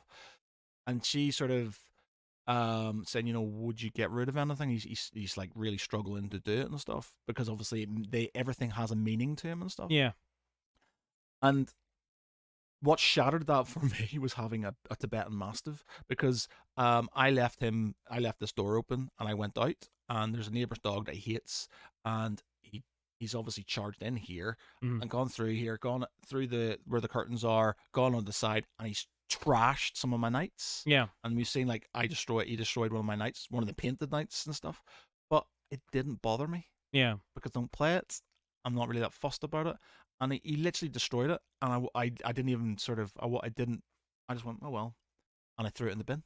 Well, no, I didn't. Sorry, I made scenery out of it and stuff, but it didn't bother me. And then when I went, you know what, that didn't bother me. Yeah. And then I was like, it's Christmas. Sam likes the Greyjoys. You know, he's very helpful. Here you go, have the Greyjoys and stuff. Yeah. And that didn't bother me either. I didn't go, oh, I need them and stuff. Like, I had that sort of like, oh, maybe I'll go and buy a new version of it and stuff. But then I was like, I'm never going to play them. I'm not going to. So do you think Boz is actually partially the reason that you're selling stuff from your collection now? Like, it's sort of opened that floodgate? Yeah, I think he's sort of done something, because it made me realize that I don't need them. So this is what you need to do, folks. You need to spend thousands of pounds on a really expensive dog, let that dog get berserked up and destroy some of your stuff. I think there must be a less way of doing that. Try that. I want you to go home, and I'm going to do the same thing. I'm going to find something I'm going to give to Max. So yes, Pile grows. I might give you a painted model. That is hard. For me to give it one of my painted models, that's going to be really hard. think I could give away a painted model. But I might see if I can do that. And I want you to try and do it, and leave in the comments what you're going to do. But find a model. Doesn't need to be a painted one, but find something in your collection and accept to yourself you're never going to do it. And I want you to give it to someone else. Yeah. And, you know, it helped Matt, and it could help you as well. I know I need a good tidy out my stuff. I mean, part of the problem is I immediately want to go, yeah, but I don't have a problem, but I do. Yeah. If you look at my, my Patreon stuff is all completely free. I did a video on what I want to get out of this and how I want to do my loft up as a studio so we can film battle reports, yada, yada, yada. And in that, I pan around the loft and it's devastation. And do you know what one of my secret addictions is? Cardboard boxes. Oh man, I used to have that as well. I used to collect sort of everything. I remember when I in my old house, anything that I could use as potential scenery. So like butter tubs. I had like toilet rolls. I had old piping. I had old Lynx cans because they had these little screw tops, and I had the idea that it could be used for turrets and things like this. I had literally those, you know, those Tesco green sort of things that you. I had loads of those full of this stuff, and I was doing nothing with it. Yeah. And it was just piling up in my garage to the point it was just like, I'm literally turning into one of those guys on TV. Whereas this, and I just went straight to the skip and just went into the skip. And did it feel good? Yeah, you know, just after you got over the first few seconds where you're like, I should jump in after that. Yeah, but it's just like, yeah. And I think you get to that point. I think if you've got something and you haven't used it for ages, and you've got no, you know, you could probably get rid of it. Like my Dust Tactics stuff, as much as I do love it, I think they're great. It's great. I've not played it in a while. And the only reason that stops me from doing it is because it's such a good it's such a good game and stuff. But it's like I could probably get rid of that and not feel too bad about it and stuff. The only reason, like, some of the stuff I haven't got rid of this because I've been given it as a present, and I don't like giving away. I don't like getting rid of stuff that's been given to me as a present. If it's something I've bought, it's different. Where somebody's gifted me something, I don't want to be ungrateful and get rid of it and stuff. But you're turning that into money that you can then put towards something that is more meaningful for you. Yeah, but there's loads of stuff. You know, I'm trying to get through my old backlog of sort of like I've got boxes of things. I even thinking about doing giveaways for the website and stuff, just so I'm getting rid of things and stuff. And it doesn't make me feel too bad. I'm never going to use it as much as, you know, if it's a painted model, I'll not get rid of it because I've made effort and that sort of thing. But if it's something that's just been grey plastic or half painted and stuff like that. There is a technique that when you move that a lot of people suggest, which is shrink wrapping boxes. And then if you haven't opened that box in a year, you should get rid of it. Would you dare do that here? No, because everything I'm cycling through my board games. Like I said, there's, you know, I've got new ones and stuff, but there's loads of the old ones in there which I'm selling and stuff. And there's a lot of them, you know, and I've got rid of, like, I got rid of 7. I sold about $1.50 worth of stuff already. Yeah. In the war boot and sort of online. I sold a load of collectible cards that I was never going to use. Loads of them were still in their box and things because I was just like, I'm never going to use this and stuff. And it's just like, it's just forcing myself to sort of do that and stuff, you know. Cool. So, the game itself. So we've chatted about hoarding. We've chatted about painting. So the game itself. Is there anything that causes you stress in the game and how you can sort of combat it? We've already chatted about tournaments in the previous episodes, and those can give a little bit of stress when your opponents are playing badly. And in that regard, I think we came to the conclusion of, you know, don't get involved with it. Either let it go, or if you are playing in a tournament, call the organizer over and let them deal with it. I think we've already touched on that. But about the game itself, you were talking about like rules and Games Workshop, and that causes you stress as well. What is it about that it's not that it causes me stress. It's just annoying. It's just frustrating because, you know, you've got something that is being so nostalgic throughout your life, and then you've got rule set which is just not great. And it's just sort of like, you know, there's a lot of better rule sets out there. You know, there's a lot of games that are better than, you know, I'm sorry to say it, there's a lot of games out there that are better than Warhammer and stuff. It's just Warhammer's more popular and it's easier to play it. So I play it because other people play it. Enjoy it.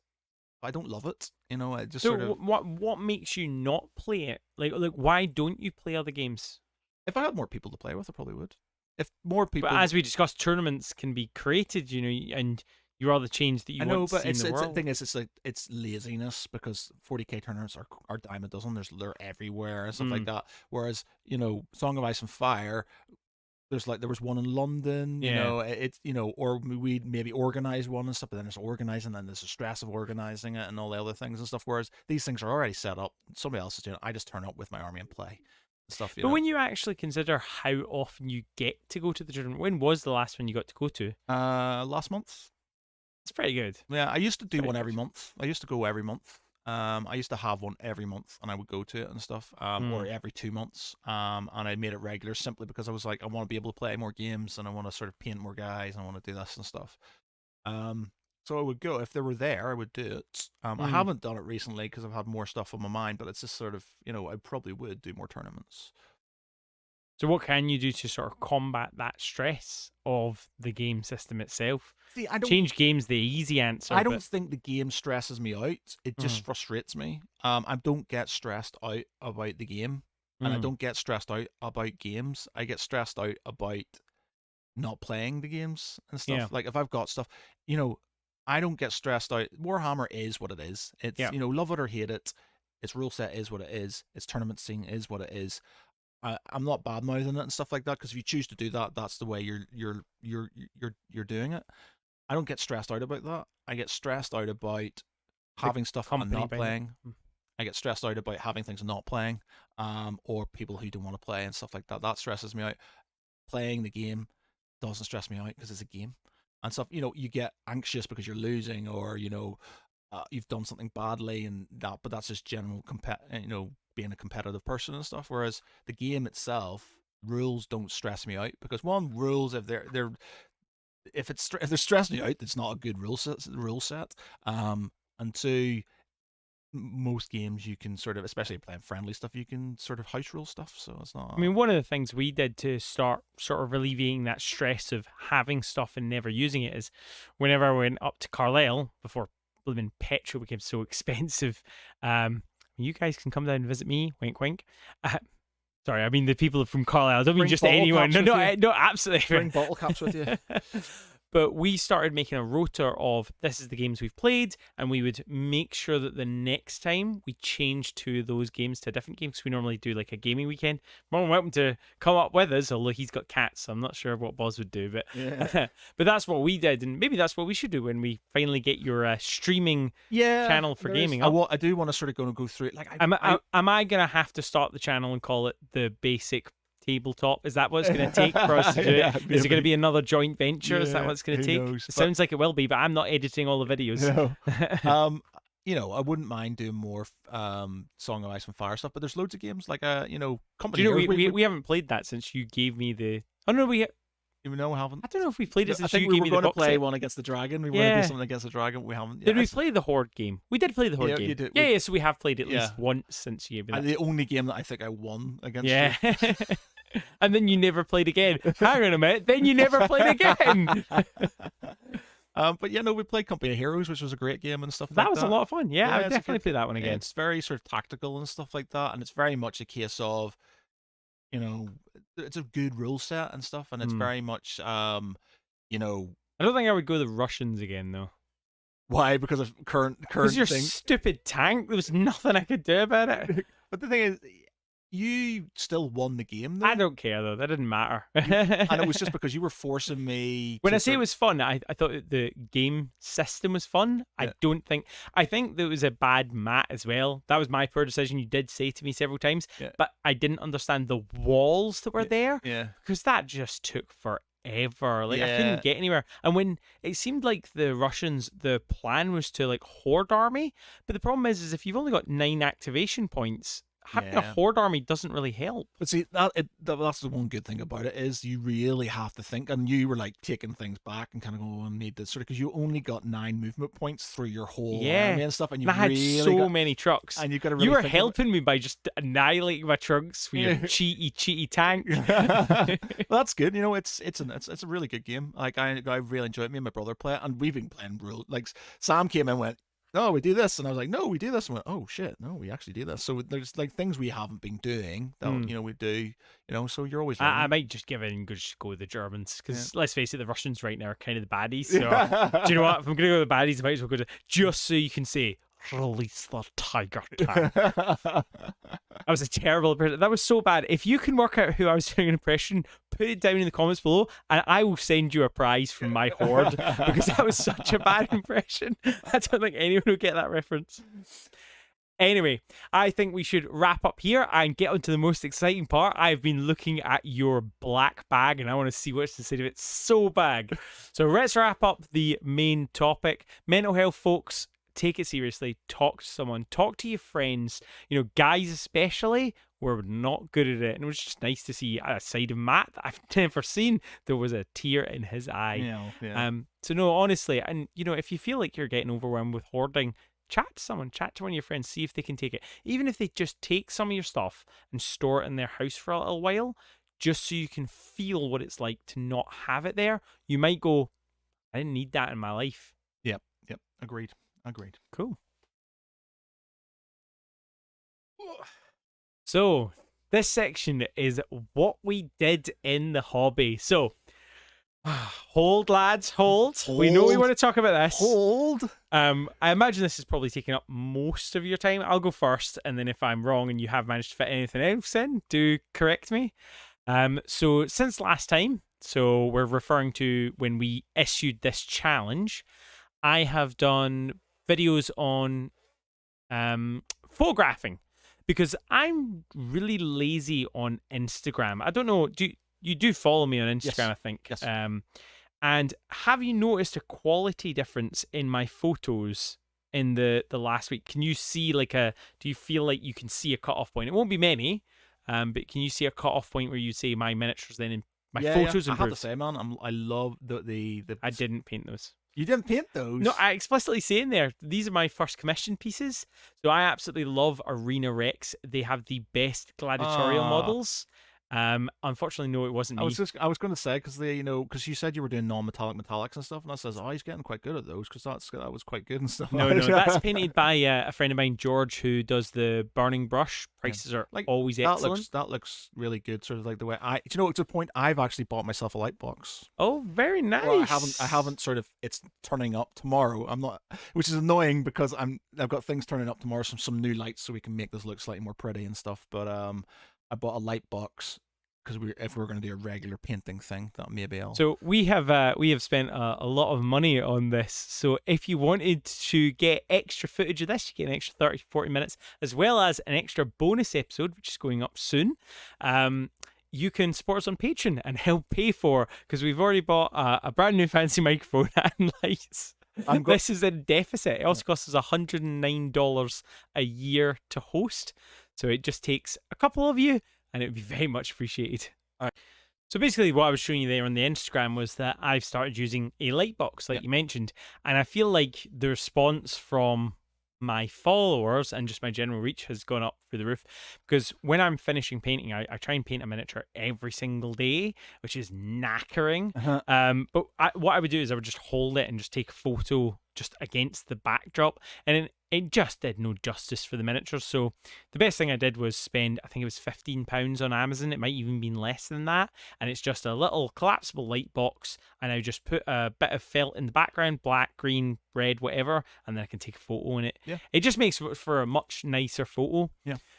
For the bigger models, if you've got bigger models, I bought in the UK, you can get I always call it like school kids clothes, because that's what it is. It's sort of a nylon-y material. It's like anti-crease, which means you don't have to iron it every time you want to do photos. It's just a big sheet of it. It cost me about £6, I think it was, or it might have been less than that, maybe £3.50.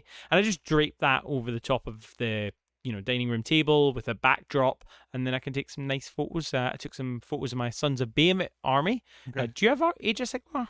I did have, but I sold it.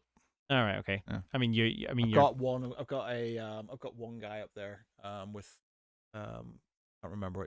It's not just a car. Oh, the guy with the big wings. I mean, your custodies could basically be Sigmarines. Yeah. Whatever they're called. Yeah, Sigmarines. Yeah.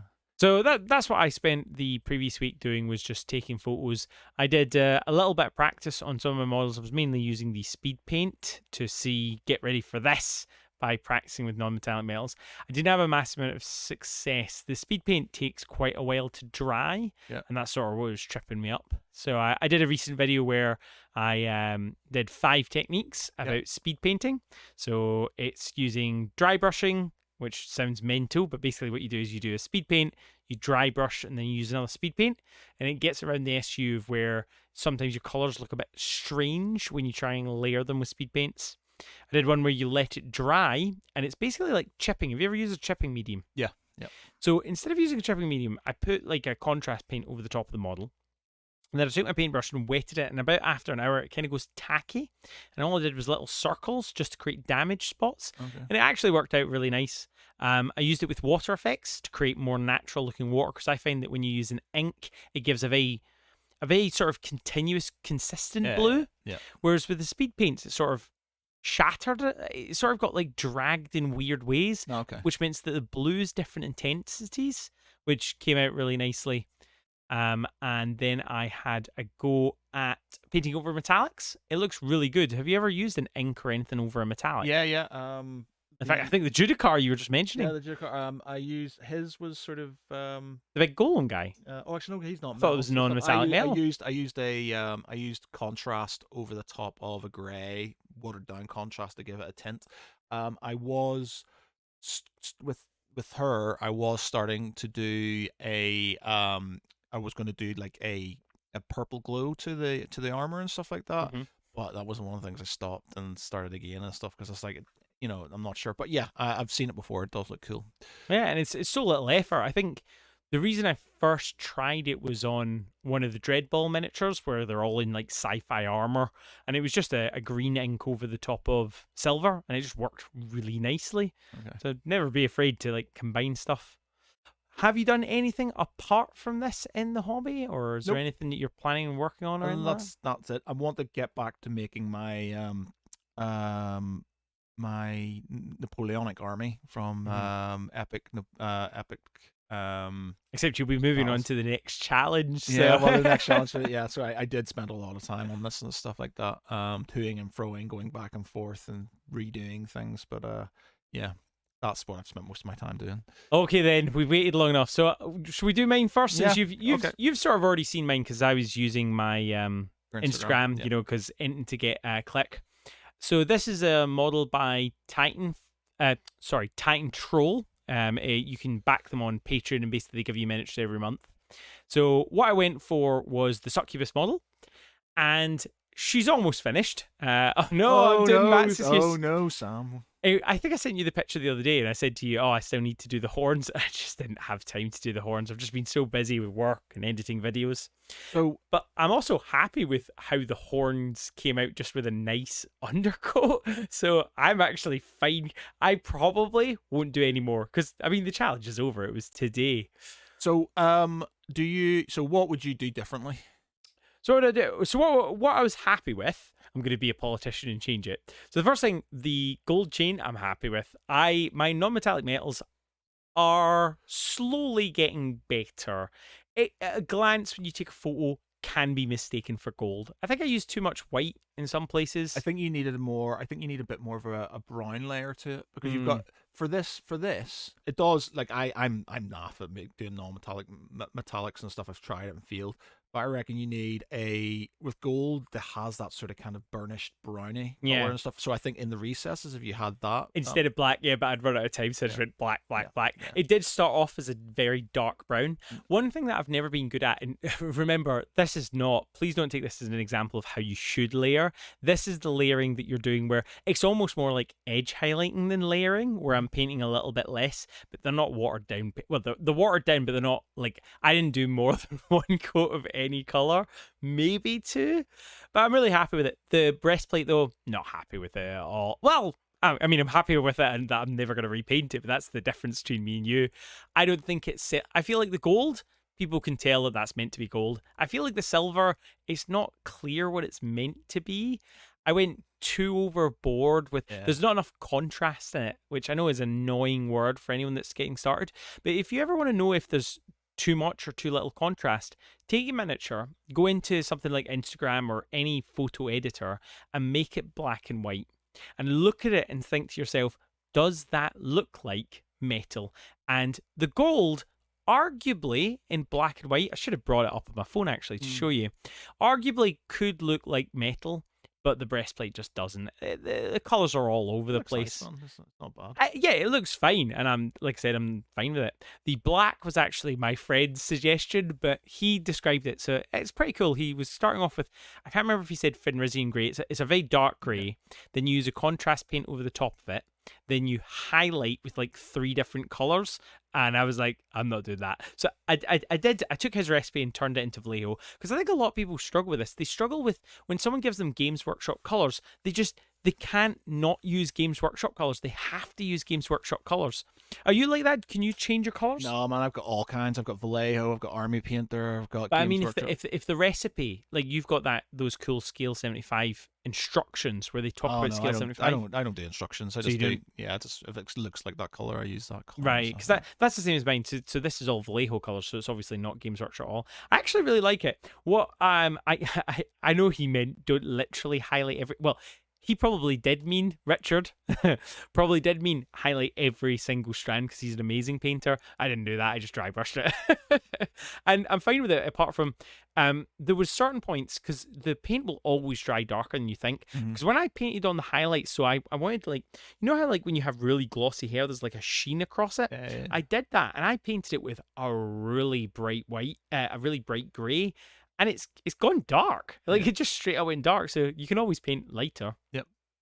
Eyes I'm pretty happy with. I wish I'd got a little bit more green in them, but considering how tiny they are. My eyes are horrible, man. I just at the end, that's one thing I think it's ruined mine. The eyes are just, I just can't do eyes. And I'm really happy with the lips. Yeah. Have you ever tried to do a different color on top of another color and make it read natural?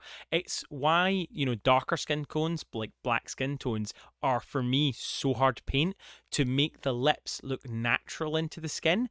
And I am so pleased because I think her lips read as a completely different tone. Yeah. If I'd had time, I would have put a little bit of gloss on there so it looked like she was wearing chapstick or something. But even the horns, I did one coat, and you know what? I'm fine with it. I'm absolutely fine with that. I'm proud with that. And this is the most sickening thing, and I think it's going to absolutely disgust you. How many hours do you think I spent on that model? Bearing in mind, I had to edit a podcast, was doing consultancy work all of last week, had to edit 2 videos for my own channel, as well as the podcast, and on top of that, I did a Patreon post and a Patreon video, both of which are free. I have no idea, man. Don't know. 3.5 hours. That's 3.5 hours work. Wow. So you were fairly confident. In fact, you wouldn't even show me photos. So I'm pretty. You've got to have better than this. I've spent a lot of time on this one now. As is always the case, my caveat is I'm happy with it. I would say it's done. There's a few things, like a bit of the gold on the top needs to be redone because when I was doing the face, it sort of dripped onto it, so that needs to be overdone. And the gemstones were rushed. I kind of wanted to do a bit more with the gemstones, but the face being not great, in my mind. Did you like the sculpt at the beginning? Like, did you think it was a good sculpt? Oh yeah, good sculpt. I Yeah. feel like the face wasn't as good as it could have been. Like, I mean, not your paint job. I mean, the actual sculpts. It didn't have the bone structure that maybe you could have hoped for. It was a less feminine face, or maybe I'm misremembering. But I seem to remember it being a good representation of a female warrior, but maybe slightly harder. So before I look at it, what did you feel? What did you feel when you painted it? I think it was a good sculpt. It's bigger, so I felt good about it. I think because I've seen it painted properly, and I'm just like, I just couldn't get that sort of natural thing. I tried the airbrush at the start, and then I went, I'm not going to airbrush this because I don't want the air. I want to do it by hand. So I stopped it and I started painting it and stuff. Skin, the best bit of my model, airbrush. Yeah, so I didn't want the airbrush. I wanted to do it by hand. So I went back. I went over. I've been over the face 3 or 4 times. So how much time in total do you think you've spent on it? Easily 12 hours. 12 hours, and then how much time of the actual end result? So in total, you might have spent 100 hours, but the actual, because you repainted it a lot, you repainted that armor completely. Yeah. So of those 12 hours, how much is actually on show, do you think? Mm, I know there's artists of you watching right now that are laughing your head off at 3 hours and 12 hours, but for us, that's a long time in a single mini. yeah. Yeah, 6 hours, six, 7 6 hours? hours, something like that. Yeah. Right, excited then. Yeah. Right, come on, let's see. Let's see. Fuck off, you're unhappy with the face. Fuck off. That is excellent. What is it you don't like about the face? The gradients isn't right. It's just got this odd, and the eyes have just got this odd look on it, and it's like, The eyes are, you've tried to do circles and your eye is never fully visible as a circle. yeah. But I think that's the trouble with like a paintbrush. But the actual painting is excellent. I tried to do it so it was like a line, but then I was trying to get a darker color and then a lighter color on top of it and stuff, and then it was just sort of, That shield work, that freehand is incredible. oh, Sam, he's buttering me up now. That's really good. That was like a last minute thing because Really? because it Really was just sort of effective. like nice, and I just went, right, I'm just going to add battle damage. I tried to make it look like wood in the back and stuff, so it's sort of I wouldn't have even tried to do what you've done with the armor. So you've made it like look sort of worn, like it's sort of scuffed up. So she's basically a character from our D&D game that we do, Mm. called Galandra, who's one of the clerics, and it's Huthway's Bane's the sword.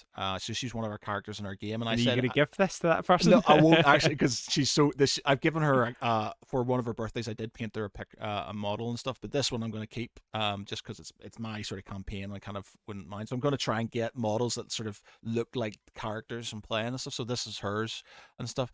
The sword was literally, it was just going to be silver, and then I went, you know what, Duncan Rhodes has done a thing, and I'm going to give that a whirl and make it look like it's sort of forged. It looks nice. I think I can see where you were going, but I can also see where I think you went too far because your hot part is too spread out, isn't it? Yeah. It's too high and it's too spread out.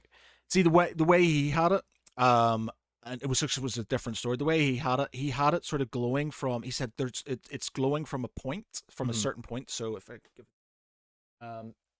so it, like, this is the hot point here, so it should be around here. But then I was like, but then this is where my sort of the gradients start in my head start going down. It's like, well, then it's going to be dark, or well darker up here, and that's going to look really odd. And in my mind, I couldn't get my head around why that was it. So I just started doing it like this, and in my head, it's like, oh, it looks a bit better, but it didn't look like his. Yeah. And sort of like, I think the core is where is the heat coming from? It sounds like his was the heat comes from the handle, and so cools at the tip. You're doing your like yours. So he had it like there was a little node here, and then it was like here, and then he had it. But I think my gradients, I was having a problem with the gradient, and because the sword, because this sort of gold part sort of really takes up a lot of it. I was, it's meant to be around that node. You can see it spreading out white, whereas this one, it takes up a lot of the sword, so you couldn't see it spreading out, being white around here and stuff. And my handwork isn't sort of as good. So the shield is excellent, but I guess the sword's a lot smaller area. Yeah, the sword. I think you could have pushed it further. I think you could have more black and more pure white on it to make it even hotter.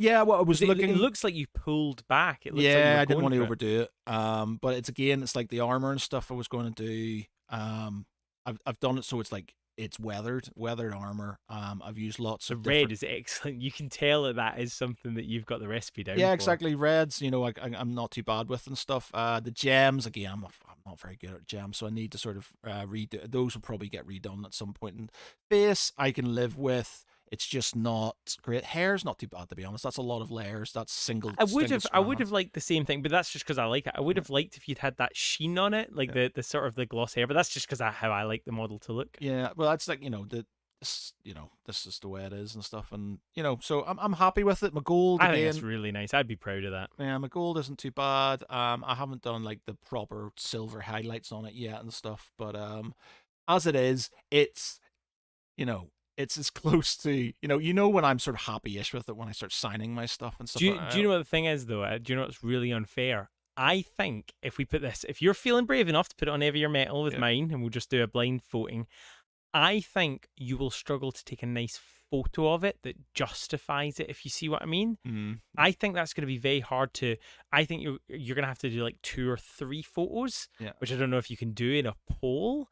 And I think that's the only thing. Because mine is more simple, I think there's a chance people will vote for mine just for the simplicity of it, and because they can't see how nice yours is without holding it in their hands. So you better take some really nice photos of it. Well, yeah, I'll get my light box out, and sort when it turns up tomorrow, and sort of take some photographs. I'll sort of with the gem and stuff. I kind of want to do something slightly more. I think I will say, I'll say this, without the vote, honestly, I think you beat me. Like, regardless of what the vote says, I think you've beaten me. I think the effort that you've put into it shows you have shown me up. I mean, there's literally parts of mine that aren't anything after like that quote. So I think, regardless of which way around it, I think I'm giving it to you, Matt. Oh, I think Sam. you've done a really nice job. I think you've surprised me in the time that you've managed to do it as well, which means I'm going to have to up my game. Am I arrogant enough to think that I can beat that? I think I can, but I'm like you. I always think that shoot for the stars, and that way you land on the moon. And this, like, my problem is I just redo things over and over, and that's where I spend most of my time is redoing stuff. That's, once I kind of have a direction, I'm not too bad with things I know about. So like when I was doing like the shield, I knew what I was going to do, so it didn't take me as long to do. The clothes underneath, I knew what I was doing, so it didn't take me too long because I knew what I was doing, so I didn't redo those things and stuff. It was just the things that I kind of wasn't sure about, and that's why I was redoing it. The battle damage hurt me because I quite liked the shield the way it was, because I'd done some really good something I always struggle with is painting over the top something you love. I think it's worth it, because that is really cool. I'd done some nice gradients on the shield and stuff, so it looked it had a sort of more an orange sort of worn thing towards the edge, which was getting darker to into the thing. The whites were a pain in the ass to do and stuff, but I'm happy. I'm happy with it. Like I said, I'm not as happy as I was when I was messaging. I was like, oh, I'm well happy with that, and then I looked at it this morning. I went, I'm not as happy with that as and stuff. And it's like the face could be better. Will you do any more on that, or is she going in your cabinet?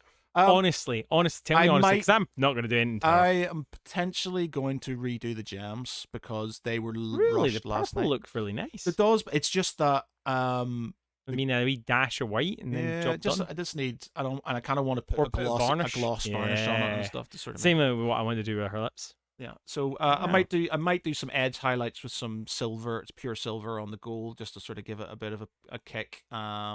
Maybe do the gems, but face I'm just going to accept as it is and stuff, because if I start pissing around with that, it's going to ruin it, and I'm going to have to start again, and that will really annoy me. So I'll just stop there and stuff. So what I'm going to do is I'm going to put up a picture of both of them on the Heavier Metal website. If you've never been on the Facebook group, it's apostrophe EAVIER metal. It's nothing to do with actual heavy metal. It's a painting group. There's no polls, by the way, anymore, so you can probably put up multiple pictures and stuff. Oh, right, okay. So I'll find another way of doing it. I'll use like Windows Forms or something, Microsoft Forms or something like that. I'll find a way. So if you want to go and vote on that, you can, but I'm going to put them up tonight so we can chat about the result next time. Speaking of next time, so I don't know who really chose the bust. I think we just sort of rolled into it. I'm going to say you chose it. So I'm going to say that the reason you get this 1-0 is because you chose the category. Okay. So this time, it's going to be, so I'm going to get to choose because I'm the loser. It's going to be a bit of terrain with a footprint about that big. So like a moderate bit of terrain size. You're going to make me do terrain? I've got so many, after all this thing. You've got so many minis, but you've also got terrain. I'm sure you've got terrain that needs painted. So much terrain, though. It's all sort of like, I don't want to build any more terrain. Go on. Yeah, no, I get to choose it. Oh, you can choose like a squad or an army next time. But do you really want to do I use the terrain that I've already started building and finish it off? The one with my knight stuff on it? I mean, that's like a footprint like that big. So that's about that, isn't it? Go on then. You can choose one of those. You can choose one of those. Means I don't have to build any more terrain. It's like I've got too much terrain, Sam. I don't need more terrain. Fine.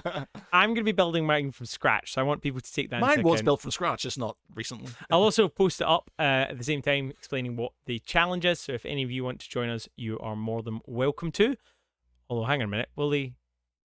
We're going to show the results. If anyone joins in, we'll show the results for next time. So we'll always post about these today, the day that we're recording, and then it will give people time for the 2 weeks to get it done. Yeah.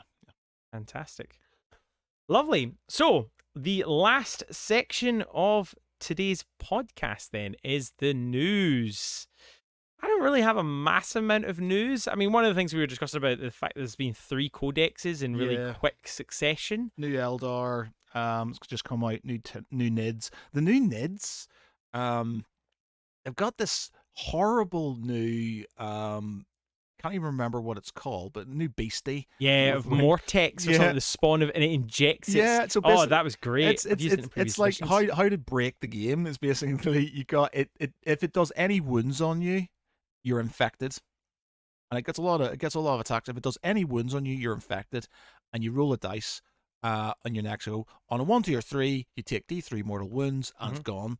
On a 4, 5, or 6, you take D3 mortal wounds, and it carries on to the next go. So you can have mortal wounds carrying on every time. So if you've got a couple of these things, you're literally getting mortal wounds. It's a named creature. You can only have one. Is it named? Yeah. Is it? Yeah.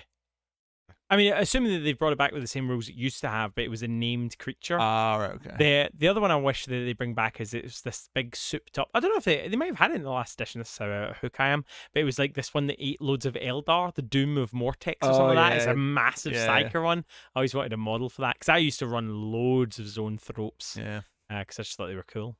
But yeah, the Eldar and the Harlequins as well. Harlequins are apparently. Are they part of the same codex? Because they have their own separate one. It's got a big codex. It's part of the same one. They've got Corsairs in there as well and stuff. Right. So they've got it's one of the biggest codexes. I think it surpasses the Marines one and stuff. So is the Corsairs the one with the lady that brought Gilliman back? Because there was a faction of Eldar. That was the Eldari. No, that was the Ynnari, I think. So the Ynnari in the book as well? Yeah, they're all in there. So it's like all the different factions and craft worlds and stuff, plus the Harlequins. What are Games Workshop doing? Like, they split it apart, they put it together, they split it apart, they put it together. Making money, man. You think this is a genius tactic? This is it, because they're refreshing things, and idiots like, let's go, new book with everything in it. Yeah, and they don't have to buy, everybody's been moaning about lots of books, but they've just got it in one book. Oh, it's bigger and more expensive. And you just know the next edition, they're going to split them apart. Exactly. Again. This is just the way it is, man. So, yeah. Apart from that, news-wise, Miniac.